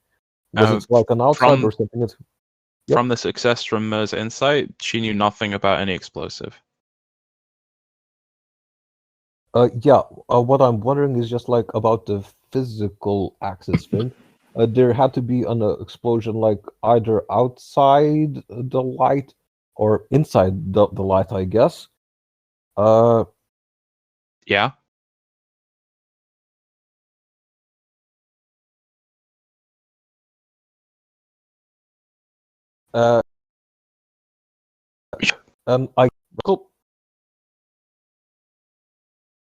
Okay, I guess the next thing we do is shake down. Well, we have two routes. We can inquire further into the motive, but I think we've talked to the horny girl perhaps enough. Chief Guy seems like he makes the most sense. Myrrh, do you want to take lead on that as well? Yeah, I can do that, but I think we should cut back to what Ziegler and Cinch are doing, just for a little bit. Yeah. I mean, last thing I said I was doing was charging towards this waiter. Yeah. Who's on his hands and knees after the glitterbot at the moment, right? Yep, he's on his hands and knees under the table. I think I prod him in the side with my 3-foot rubber missile. Oi! Oh! Hey! Where's my brown platter? Oh, it's you. I'll go get you some food if you want. Yeah, but first, you had access to the lights, I've been told. Theoretically, I guess, yeah. Suspicious. First you don't get me my food, and now you say you have access to the lights. You were the murderer, weren't you? No, what? I was stood right next to you and the lights went dark. How would that happen? Could have used some sort of speed. Run fast, that kind of thing. Looks very obviously at the uncaught glitterbot. Ignore that thing. Talking to me. Glitterbot makes like a raspberry sound at him and jumps onto Cinch's shoulder. I didn't do it, I swear. And he will say, let me just check my notes here. Yeah,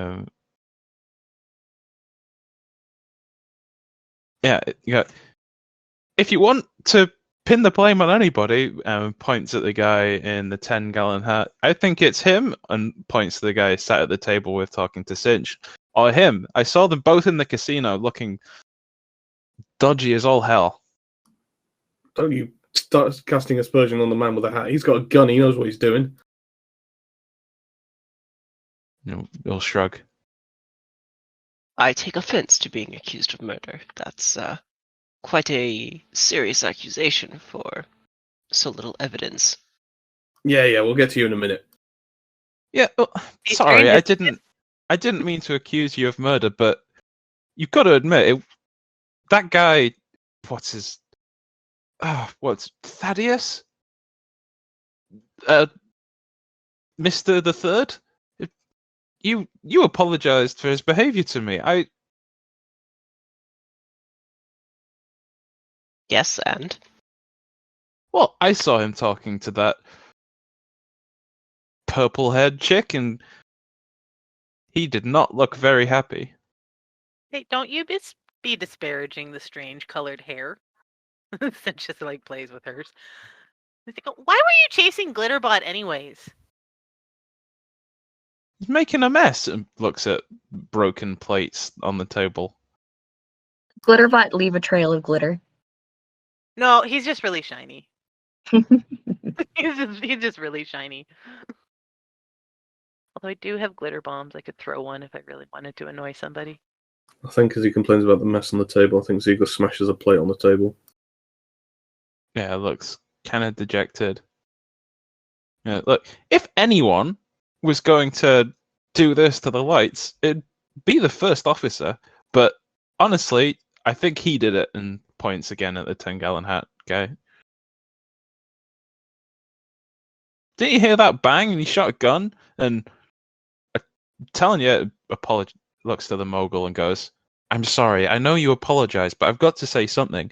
He has been incredibly rude this whole journey." I think only a guilty person blames other people. Well, you did it then. The mogul like goes, well, I think he has a point.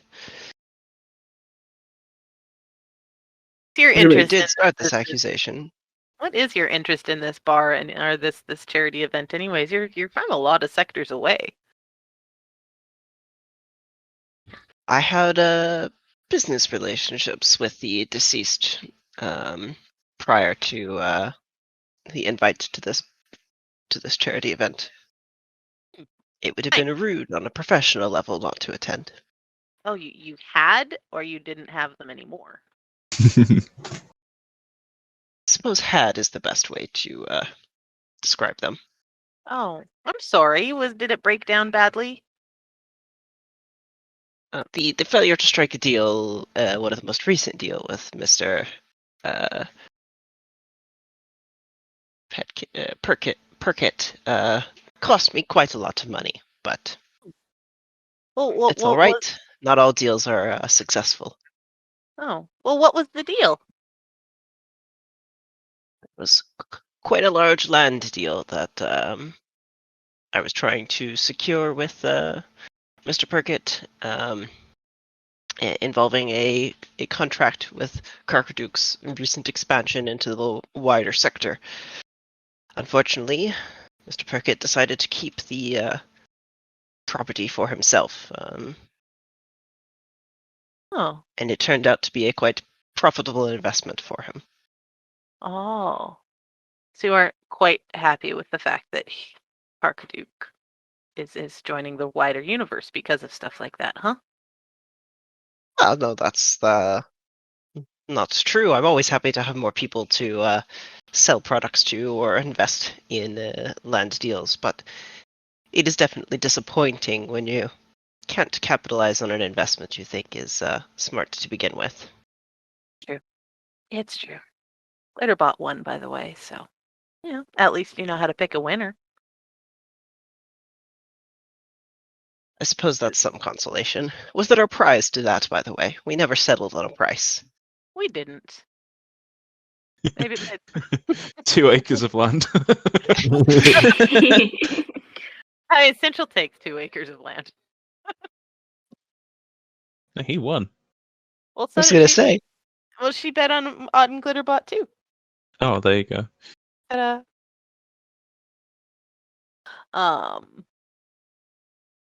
No, she's just, a little bit suspicious, but she's also just like, I don't know, the waiter's looking a little more suspicious to her too, so I'm good. I'm just gonna sit and keep chatting with the two of them. What does Proxy want to do? I think Proxy would go over to the what were they called? Globulon? Globulon, yep. And look at them for a little bit before asking, "Are you made of jam?" As you come over, right, someone's coming. Be on your best behaviour, all right? I guess I'll try. I'm not made of jam. This one's got jam for brains, but I'm not made of jam. Oh. Well, if I've got jam for brains, I guess you do too. Fair point. Yeah, I think Proxy just kind of continues looking at them as like, so are you two separate ones, or I do not know how you work. Well, I'm Griff. And I'm Borgo. We're Griff Borgo. Oh, okay. And sometimes you like mime with little hands. Sometimes you come apart. You. That's right. We're two different people and the same person. Oh, okay. Why did you come apart earlier? Were you angry? Were you mad at each other? Well, I mean, it's quite personal, but it was very scary. Oh, okay. I fell on the floor when it happened, so I did not know if something bad happened to you too. It was a shame about what happened to Perkit. Although I didn't like him very much, I must say. Thought you said to be on your best behavior. Right, yep. Sorry. Did he do a bad thing? Well, I'll say he did. Oh? What did he do? May he rest in peace. He's the perfect individual, one of the depths' angels. Huh. Can angels do bad things? Help me out here, Borgo. I don't know, I'm not a huge scholar of history, being only recently introduced to the sector at large, but Perkit just had some very detailed request given our manufacturing processes that we've have complicated production matters in the past, but I think we had solved many of them. I will always remember Perkit this day that, well, we had breakfast and lunch with him. We spent all day with him before this event, and it was being quite productive. Oh, that's We'd good. almost managed to get him to agree to roll back one of his most recent sustainability restrictions. Almost. Those regulations are killing us. Not literally. no. I apologize if words considering. Oh, okay. Figuratively speaking, just on an economic basis. May he rest in peace. May he please. Okay. I do not remember any more questions, so I will go away now. we can come back to this conversation where you have some questions. No, Proxy in character doesn't remember any more questions. Okay, cool. Ooh, Cool. Finch has a question for the rich dude. Okay. So what happens to that land you were trying to purchase now that he's dead? Like, do you have some kind of backup claim on it? I'm under the impression that investment opportunity was actually Mr. Perkit's most recent donation to the charity. So, seeing as that did go through before this moment, I don't believe I'll be able to capitalize on that investment. But who knows? Maybe it hasn't been finalized yet. He hadn't managed to get around to announcing it. Quite unfortunate. Did anyone actually like him here? Like, honestly, did anyone like this guy? Well, I do believe, and he'll point towards the guy in the 10-gallon hat. I do believe, Mr. Lozodosh III was an old friend of Mr. Perkett. Gotcha. Cool. So it just kind of like skips off and leaves him and Ziegler alone, and him and Ziegler with the waiter alone. So I think Myrrh turns to Fighty and says, "Okay, so talking to the first officer, what direction do you want to take this, detective?" I'm gonna rough him up a bit, and then you mentally speaking, and then you hit him with all the facts that we know. Should be good. Give me like two or three leading questions before you fire the big guns, okay? And I'm just gonna go around like a very circuitous route, like through the dance floor, very casually, like, and to the chief officer, so that his back is to the corpse. Sure. And I assume, yeah, I'm gonna casually wait for Myrrh to like be next to me. So this is like a joint effort.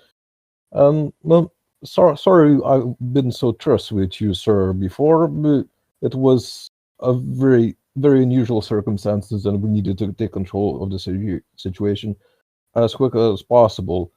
Would you mind taking a seat where you were at the moment of the murder? Well, I was over by the control panel, but I suppose we can retreat to the table I was seated at previously.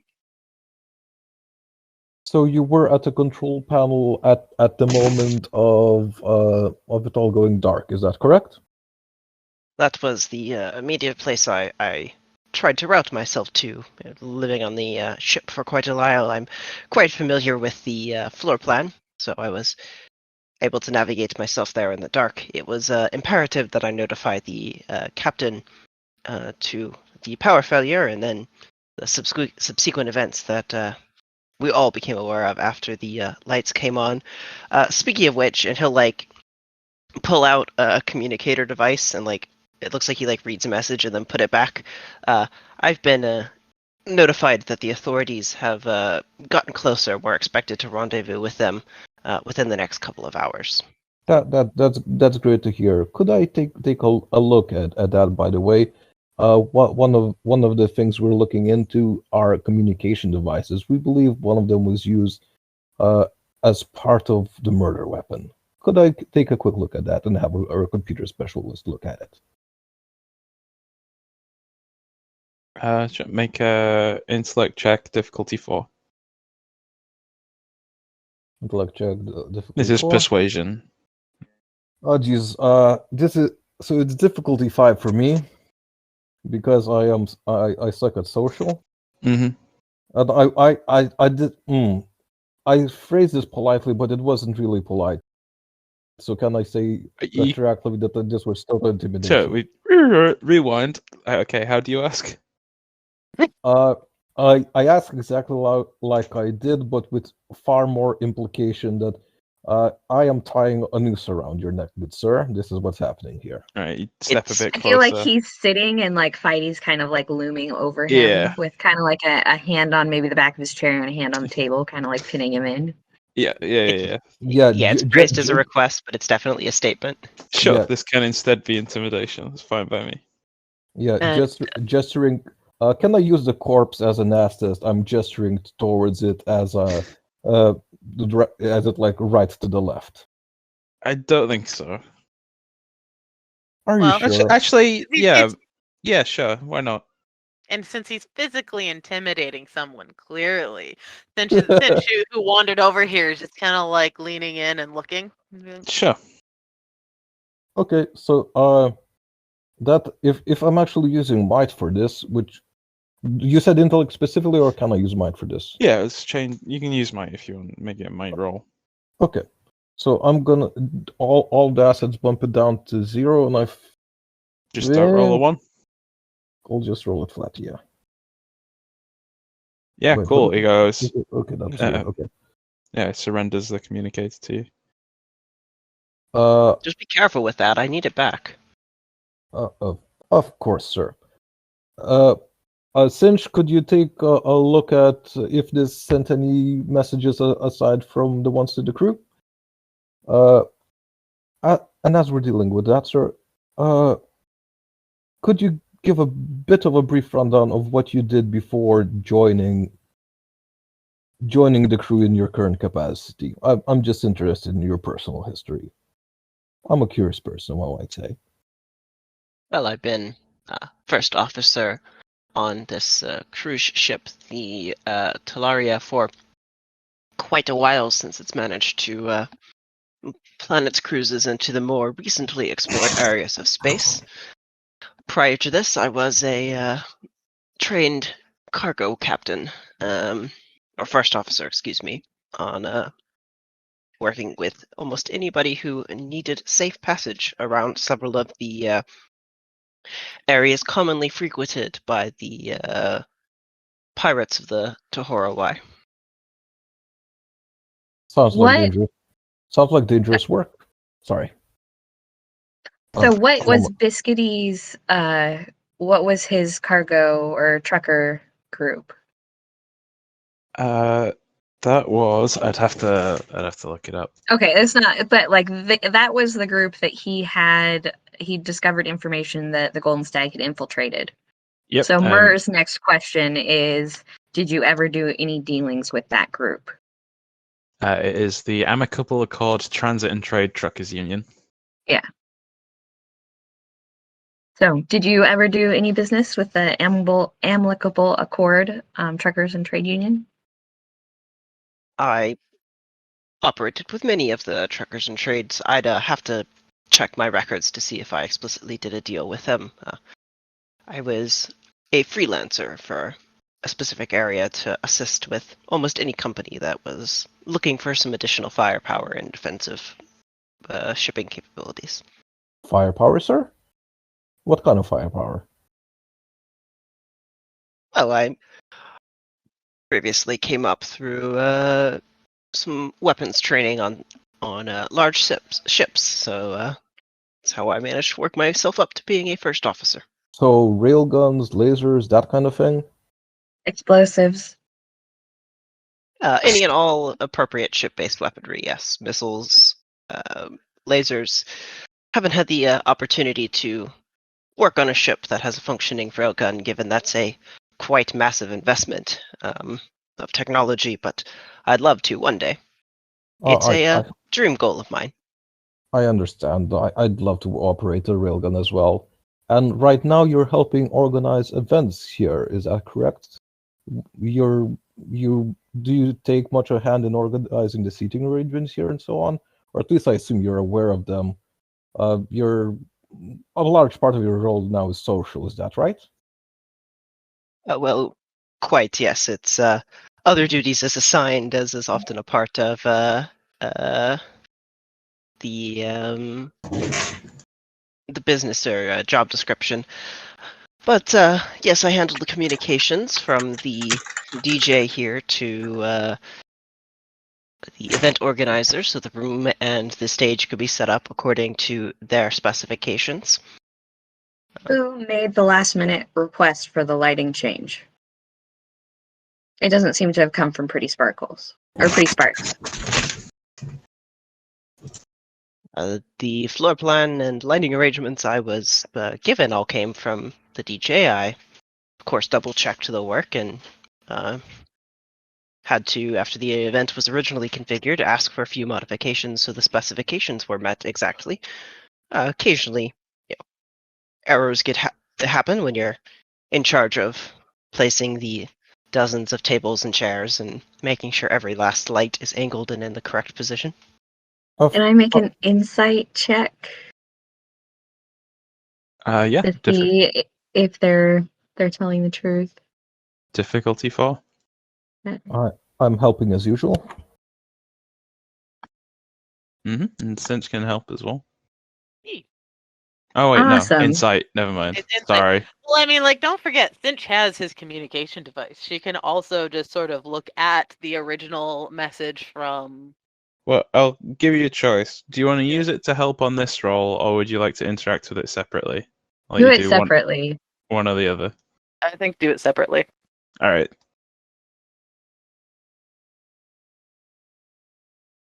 Yeah.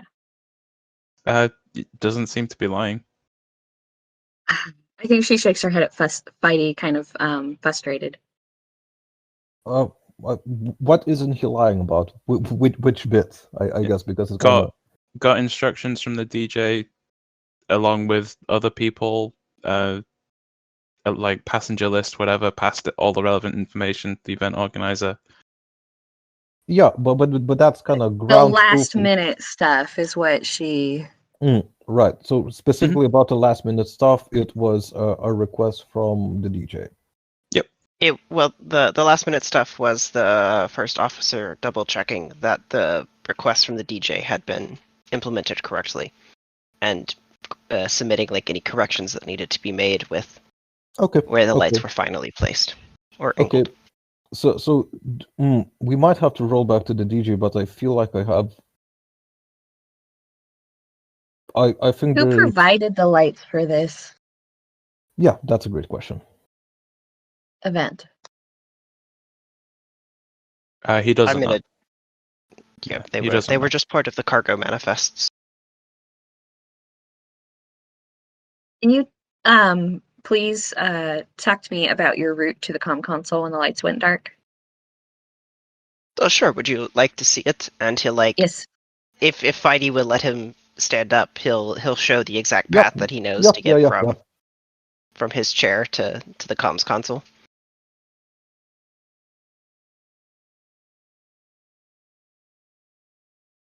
Which I'll let. Yeah. There you go. It's just direct line around the chair. So one bit of circumstantial evidence is that someone had to drop that card there. It's possible it's from the horny person, but if not, someone did have to drop that calling card of we did it. This was our murder, and I think he's the only one that makes sense for it. I think you should accuse him and do an insight check. My int, I've been using effort, so my int is very low. But if you want to blow some effort on that, I will provide the assistance. Hell yeah! So J'accuse. Yeah, exactly. So as he's making his way over there, I'm gonna stop him as he's en route over the body and is in range to throw that card. Mm-hmm. Now, sir, please feel very free to correct me if I'm wrong. But we have a bit of details to discuss here. You had provided a last minute request to the event organizer to alter the position of the light. Is that correct? Correct. It was out of alignment, and I asked for it to be fixed. And it has been moved to its current position, which is precisely above our victim here. Is that correct? That does appear to be a true statement. Did you know that we found traces of explosives at the top of the lamp, which is something not a lot of other passengers here would be familiar with? Is that something you're aware of? No, that's highly concerning, in fact, given the fact that the flooded deck is immediately above us, and we only appropriately reinforced the walls for that level to deal with the increased strain of all of the water. This casino area would flood and potentially could take down the entire ship. We must alert security to this problem in case there are other such explosives placed around that deck. Your level of concern is deeply laudatory, good sir.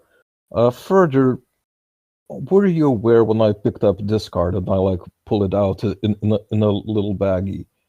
This is a card that is traceable to the Golden Stag, which is an organization that is antithetical to the goals promoted by our good dead friend here. And would you say you are in range to put it near the body to make the message clear?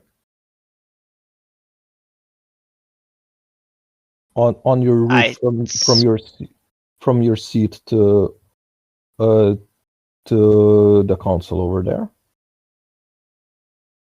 I suppose I'm on an appropriate trajectory, but I don't.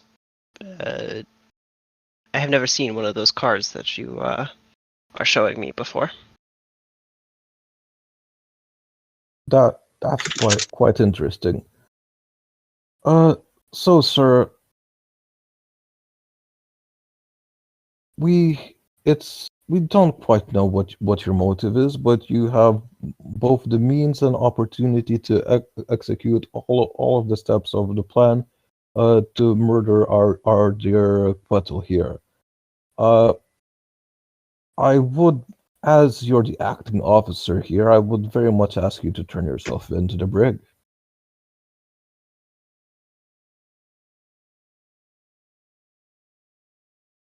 I think I'm going to let. I've discussed this with Cal, but I think we're going to offer an intervention here. Sure. Would you like to describe it, Cal? Yeah, the first officer, when you talk about the explosive and like the hole in the roof and the dripping puddle, becomes concerned that this room is a flood risk and gets everyone to go back to their hotel rooms. I'm okay if he tries. We're gonna do this in a slightly damp room, but it's very important that all the suspects are there for the reveal. That's super important. This is an intervention, so either they all leave and go back to their rooms, or they don't, and it's an XP to have them not.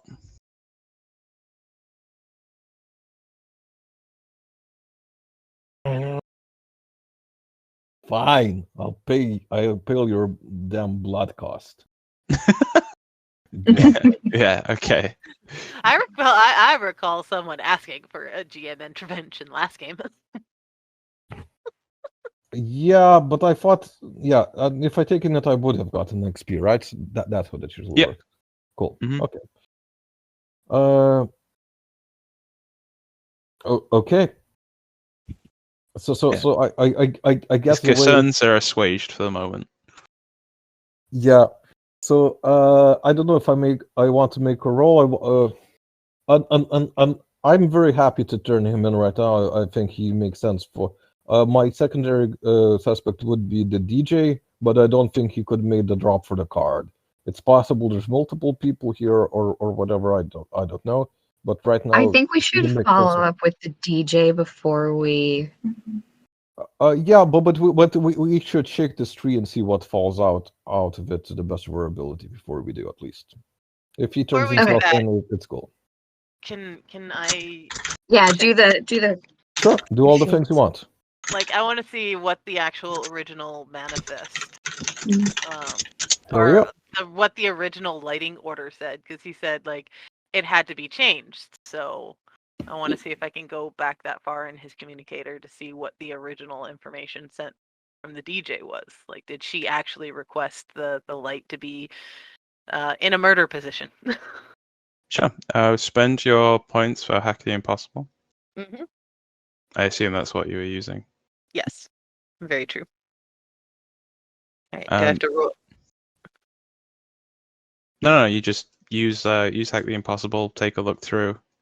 Yeah, you can find the original lighting specifications.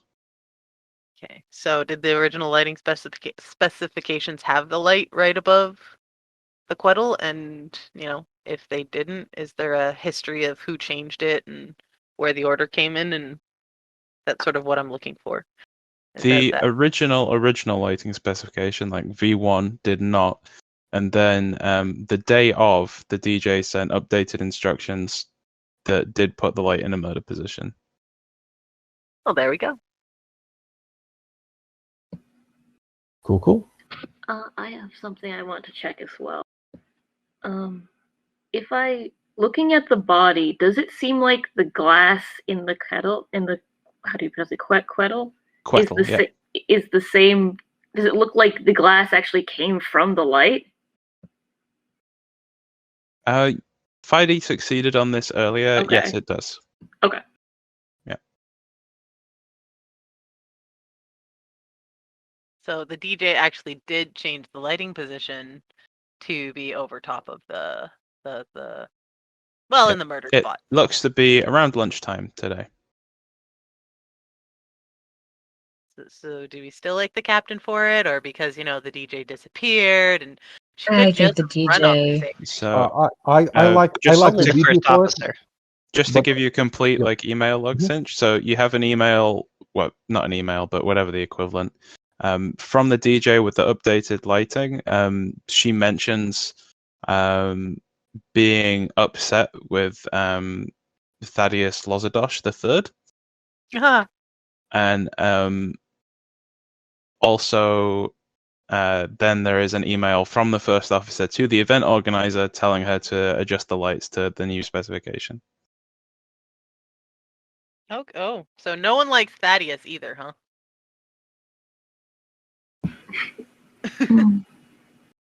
Okay, so we're gonna shake down the DG as well, definitely. But I kind of want a resolution. How does the first officer react to like a pretty blatant accusation? Like I want you to turn Sure. yourself in, kind of thing. Is this intimidation, persuasion? What? You're not trying to make a roll, you're just seeing how he reacts? Yeah, I think I'm not even trying to make a roll at this point. Yeah. All right. We'll take it away, first officer.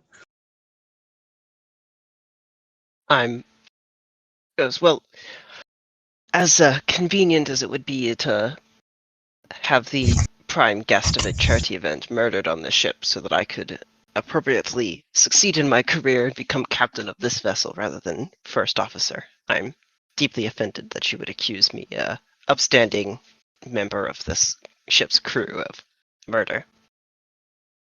Well, sir, I'm merely following where the evidence leads. And I guess I kind of at this point, I see Cinch has finished with her analysis or what. Do you signal me in some way?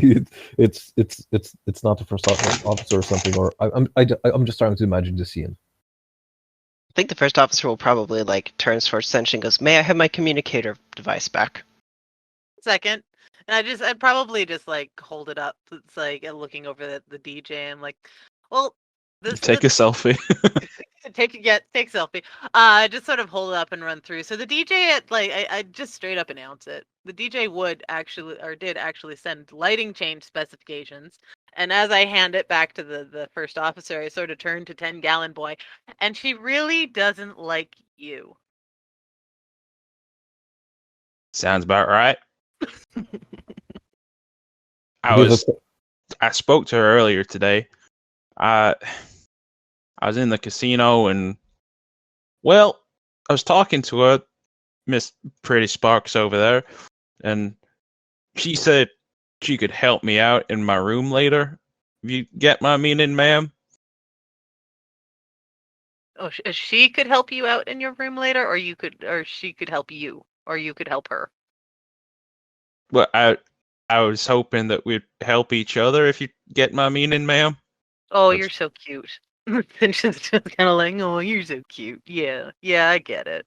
I had an altercation with, and points over to the waiter, called him a lily-livered yellow belly, and then Mr. Kaysen, Mr. Adred, he kind of came over, and we were both quite drunk at the time, and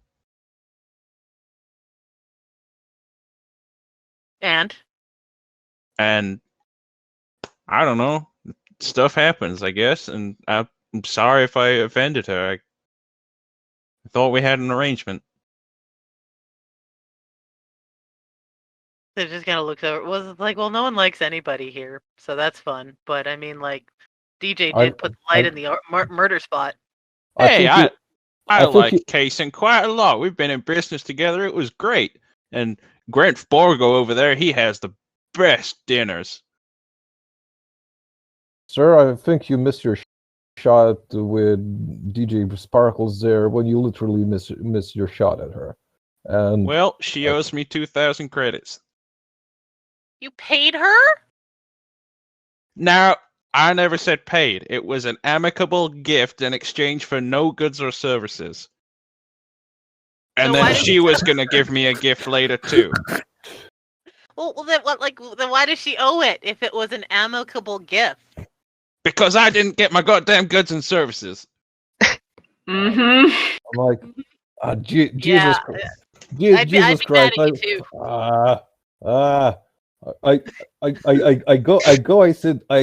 I sit down, I pour myself a drink, like, fuck it. My big reveal has been ruined, like, and I just like awkwardly like beckon over the DJ if I can. You probably did it. Explain why not, and maybe we'll not shoot you. Are we sure that she wasn't trying to off him and they switched seats? Yeah. I was like, yeah. Well, we have the card. That's the problem. Is we have the Golden Stag card. That's true. Oh yeah, that could be a thing. Anyway, I'm stuck to the DJ. Let's all hound the DJ. Who wants to go? I think Myrrh, like you've been talking, and Myrrh has already made Yeah. her way back over to the DJ, just to make sure no one leaves. Sure. Yeah, you can talk You- to the DJ. Can we have Myrrh and Proxy talking to the DJ? I really want to see that. Ooh, that's also a great idea. Mm-hmm. Yeah. Does Proxy want to scan the card? Sure. I will scan it. I feel like a lot of these people may not have fingerprints per se, but at least it could narrow it down. Yeah, it's covered in globulin goo. No one noticed before. No, yeah, difficulty 3 intellect. Okay. Your scanner can assist for sure. Yeah. And I'll help with my stuff. It's a bit Okay. embarrassing that I haven't done it myself, really.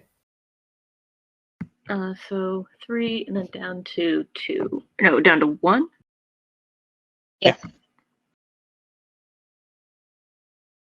Yeah, analysis shows that it came from the victim's pockets.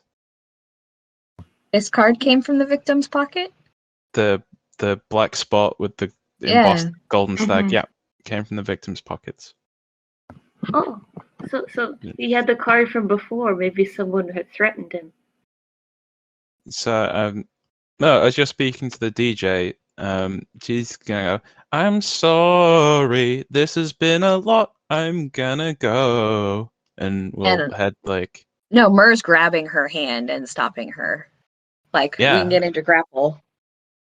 If that's what it is. Yeah, she will try and evade your grip. Okay, so speed or might? Grappling, I mean, I guess in this case, she's trying to escape, so it'd be speed, you're trying to grab her. Difficulty 5. Difficulty 5. I have, I'm skilled in running. So actually, let's just do that. Is this running or potentially bouncing or careful movement? Yeah, I mean, yeah, running, that's fine. Right. Can Cinch help look like Cinch grabbing something from the table and hucking it at the DJ? Throw her down. Sure. Can I shoot? Like some goo or something on the table. Cinch glasses somebody in this episode. Can I I find one? succeed. Yeah, you grab her by the back of her jacket or whatever. You manage to get a hang on to her clothing.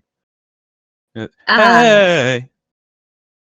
You're not going anywhere until we get this solved. And running, I think Myrrh spins her around. It's not okay. I'm getting stressed out in this room. I need Myrrh. to go. Myrrh stabs her with the blow, one of the blow darts. Because that's going to slow her down and drug her. Cool. Yeah, I mean, Nice. I'll let you roll that into your success as part of your grapple. Yeah, you Okay. jabbed her with a golden stag blow dart. Sure, mark one off. That's awesome. Okay. Yeah. And you know in movie trailers when there's like a popular modern song and then they slow it down. That's how she sounds now. Like I didn't do anything. I think Myrrh's gonna look at everyone and be like, I have a huge headache. Does someone else want to come over here and figure out if she's telling the truth? Nice. I think who's it? Borgo will go. We could ask. Maybe we could try. Yeah, go ahead, do it. I told you not to get involved. God. But it'd be fun. We'd be the first Gobulins to solve a murder mystery. God damn you, globulons. But yeah, I totally want to see them try. Myrrh is looking at Fighty and is like, "Are you serious?"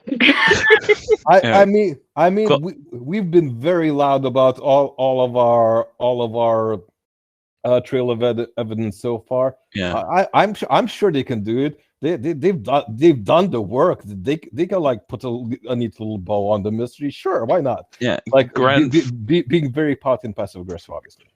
Grant rolls over. Sorry, Proxy. I just say Proxy goes over to make sure that like they don't try and jump on her or something. Right. As the globulon rolls over, as it stops, you see the front surface facing the DJ. You see spontaneously they start off as like bubbles or fizzles. Like 6 or 7 eyeballs appear. Just looking at the DJ, like floating around within the goo of this globulon, and they examine, and you go, yep, definitely looks like your mother.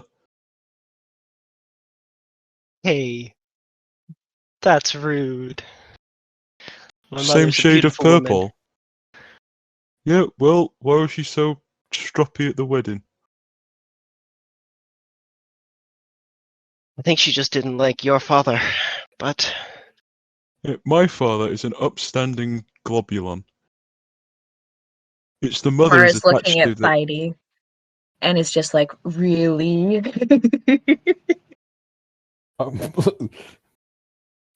Give them time. I'm sure their brilliance will shine through soon. If we put her through one of our factories, do you think the meat would come out purple from all that dye? I don't know. We've done quite a lot to improve food quality as an output at Perkins' request. What?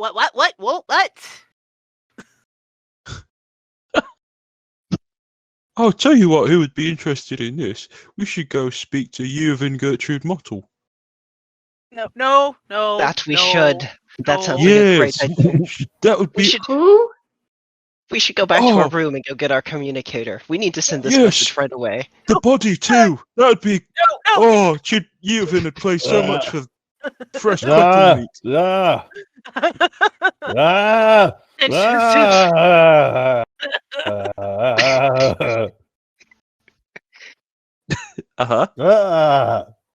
what's going on? I think the two Gobulins probably like actually merge together and try to go leave the room to go back to get their communicator device. Yeah, they start to roll away. Yeah, I don't think I'll stop them. I'm gonna very impolitely like. Listen, I did the graceful version of this already, and I feel very robbed that I have to do this again. I'm like pointing at like the DJ's actual literal chest, not actually pointing, but like pressing in pum. And like you heard all the things I said. I'm like, all those things I said still apply, only it's now you, because we have more data now, and says that you put the thing that fell on the guy who's dead now, which means it's you who did the crime.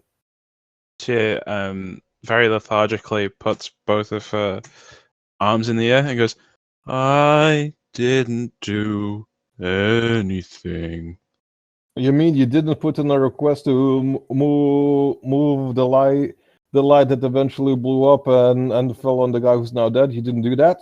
Because we're pretty sure that we did because we have data that you did. So tell me why you did that. She blinks really slowly, like, it could have been anyone. I put the light there, but it's not my fault. I'm gonna roll an insight check and just like I don't have effort to spend, but I'm just gonna roll it straight. She's drugged, so difficulty 4, which Nope, I beat a 1. don't beat, unfortunately. Yeah, I'm like, Friday, you can also make an insight check if you so wish. Difficulty 4, intellect. Can I have? I'm gonna move it off speed. Actually, can I move it off speed by default? Well, I think you have that ability that lets you move them around. It's an intellect check, but you can spend via speed if you wish. Okay, it's I guess my question was whether I can use the speed edge.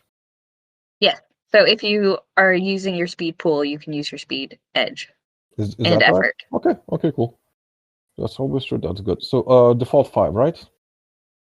And it's 4? 4, because she's 4. all drugged up and. Okay. So perception, identifying objects. I'm gonna get help. I assume I can get help from Cinch. Sure. Cinch, Thaddeus, Lozadosh is hitting on you, but this. I'm gonna cost more than her. I guess I'm gonna use my. No, I'm not gonna use my scanning. I'm gonna use my scanning equipment just like to scan the face and whatever else. That should be difficulty 0. Actually, is the difficulty lower, or do we get an asset for her being slowed down? It's eased, so it doesn't count. Is low. Okay. Yeah. Okay. So difficulty 0. I'm just gonna roll with 0. God damn it! God damn it! You can roll an XP and reroll if you want.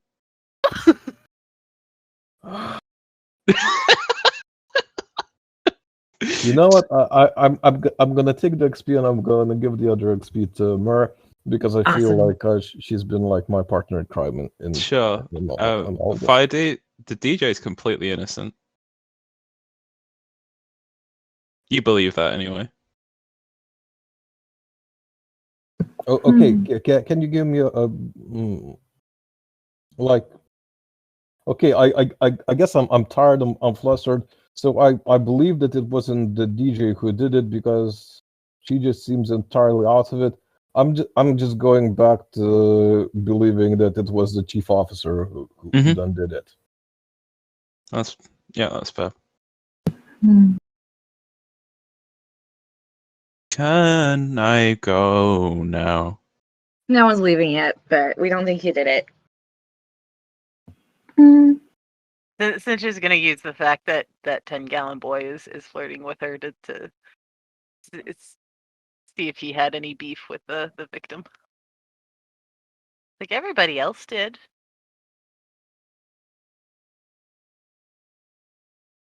We'll go. Me? Beef with Privet? Nah, we're best friends. Well, why didn't anyone else like him? Other people didn't like him? What's not to like? I don't. You know, he seemed okay. A little hard on the environmental regulations, so he probably would have been pretty. Have you been speaking to Gremph? I don't know names very well. You know, that Globulon broke into Perkit's apartment like 3 days ago. Did he? Well, he was talking about food. Did he like the did he not like the regulations about, not using sentient beings as food? I don't know about that, but Grant Florgo is a protein manufacturing magnate. Ooh. Cinch is gonna shudders. I'm a vegetarian. What's one of them? Well, if I don't know where the meat's coming from, and most of the time I don't, I just eat the sugar and the vegetables. I see. So I can't interest you in a ribeye up in my room later? If I know where it's coming from. But I'm going to cost you more than the DJ. Huh. You. Oh God, I'm so glad I didn't bring my wife. Oh. On that note, I think Glob and Grimp and Borgo have made it to the light door and are trying to push past to leave. Yeah. Cinch would just like go, "Hey, big guy, stop the Jello puddle." The things as you go on being told to stop, somebody shoots his rubber missile at him. Make us, I don't know, shooting speed difficulty 4. So it's -1 because I've got stomach problems, but then plus. Oh no, I don't have a plus for speed. Well, Cinch helps him you out. don't. She's encouraging him. No, we have 2 murders on our hands, and we're going to be responsible for this one. No. The rubber missile is like a non-lethal weapon. It's just Oh, okay. I don't know if it's non-lethal. I mean, like less lethal. It's less lethal. It's not gonna kill him. It's just gonna, Brutally maim them. I feel like it's gonna end up like sticking out of their chest and confusing them a lot. Yeah. As this is happening, everyone, you can see through in the casino. You can see the uniforms of Aguamalin, Concord, and what was it? Let me actually check the map. So I'm not.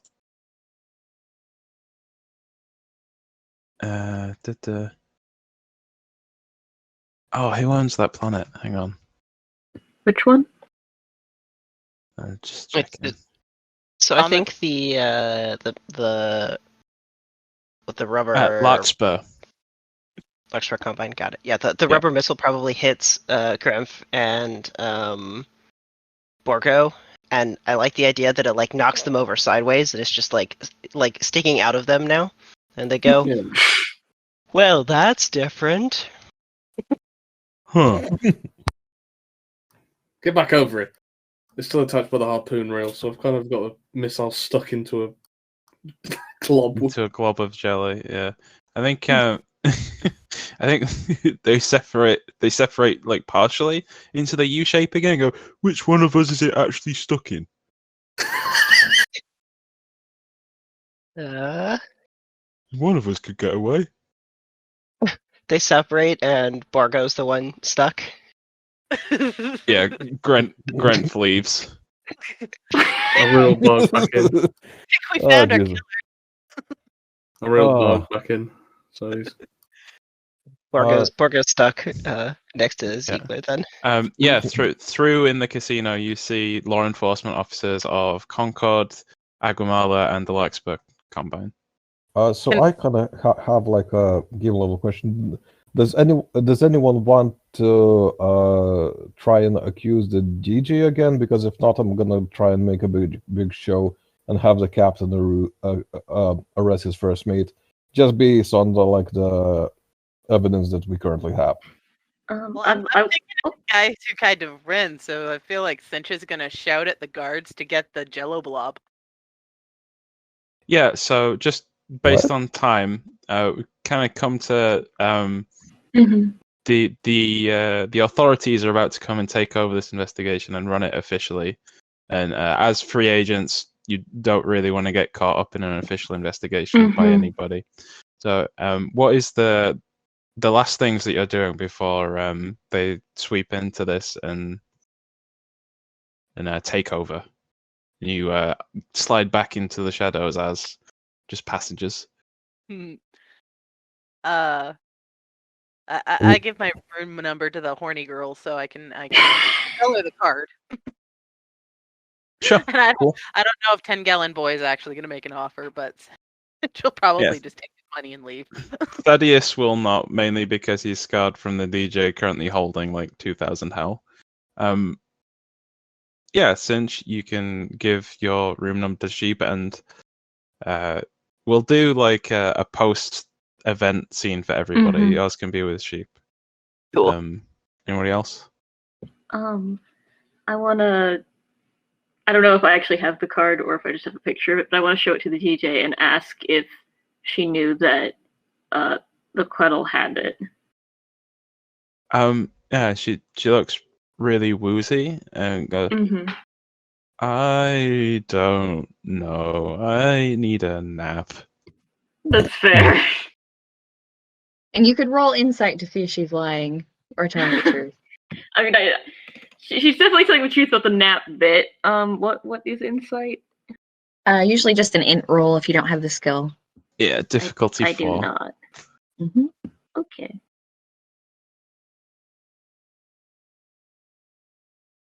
Oh. Yeah, she's telling the absolute truth about being tired. What? That one I knew. Fair enough. Mm-hmm. Yeah, cool. Myrrh? Yeah, I think we'll finish with Fidey for. Yeah, Myrrh is seeing like the Concord approach, and she is like, basically like getting out of there. Like the last scene is just Myrrh being like, "Oh, here come the authorities. I'm leaving." Mm-hmm. Yeah, cool. Ziegler? How big's I forgot his name. The thing that's attached to the missile at the moment, is it like quite small because it's split in half? Or It's like 3.5 feet. So the thing combined is about 6 feet. I imagine Ziegler's holding it up by the rubber missile and like tries to get it off the missile, and there's a stool over there. Tries to get a stool to kind of wedge it down, and then makes an escape. There's a wet slap as it falls off the end of the missile onto the floor. And then I put a chair leg through it. No. No? I would rather you didn't. Oh, okay. I don't know, I just thought of something to just pin it down while we run. Yeah, you can like use a hand and like try to keep it in place. Yeah, alright then. Yeah. So, just to pin it down as we move off. Cool. I feel like Glitterbot smashes another plate in front of the waiter, and not like accidentally, like takes it and just smashes it. The last thing we see of the waiter is dived on the table while Glitterbot is stood off the table taunting him, holding like some cutlery. And Fidey, the last thing that we see of the agents in the event room, Detective Fidey. You see Fidey like frazzled, like hat off somewhere under the table, hair all in a tussle, just like frantically writing out notes in horrible cursive about how the first mate did it, and all the evidence is there. Half of it is like heavily circumstantial, but some of it is heavy enough to point towards him sufficiently. And he's just like writing it out, like pointing little bits of detail, and just kind of like frustratingly like slapping it on the table that like the horn girl is currently on, and just leaving with a sigh. Yeah, cool. Okay. He knows he didn't quite get Do you try to dob in the first officer? Oh yeah. Yeah, okay. Cool. So as you all like, we get the shots of the investigators coming in and like securing the area, like caution tape goes up, medics start looking at people are questioned individually. We see all the different agents go their different ways, slinking into the shadows. And we get a little montage of events. We see the first officer in handcuffs being taken up to the bridge. We see Thaddeus being given a fine for solicitation. We see the DJ starting to pack up her equipment while officers watch. We see everyone like go back to their rooms, and everyone can get the 4,000 howl because you did attend the event and look for anything funny, which is 800 each. 800 each. Cool. Yeah, and I think the last shot that we get is very heist movie-esque. We see everyone back in the luxury player suite and enjoying the last few days of the cruise before it comes back to TTGI and drops you all off. And that's where we'll end our episode. Does Ziegler ever find Alfred again? No, Viscity is not nowhere to be found. I really enjoy this ending at all. Like, I would have loved to be provided to be able to have solved this, but somehow it's like satisfying to kind of missed by what feels like fairly close as well. That somehow feels even more fitting. It was yeah. Credits roll. We get in order of appearance. We get we get Fidey. We get all the we get Myrrh, Proxy. We get all the agents listed, and we get the different characters in order of appearance. We get like Thaddeus Lozadosh. We get charity fundraiser Sui Yamoto. We get Grenf Borgo, Adrian Kaysen. It lists all of the suspects, and finally, I guess in memory of, it has Sir Perkit Olof Tesso, and it has this story was based on real events, and and we fade out of the credits. We get like an after credit scene where we know who did it. Nope. Oh no! Oh, you bastard! No. We get an after. All right, we get an after credit scene, and it's a figure in golden armor sat at a console, who is on some kind of spaceship bridge. Not the Teleria. It's a different style. It's very utilitarian. Kind of looks like a submarine movie. It's all like cramped, and there's golden lighting and kind of reflecting off their armor, which has on it the face of a hyena is the icon this person have, and they kind of look up to an unseen figure and say, "It's done, sir." We get a good move to stage 2.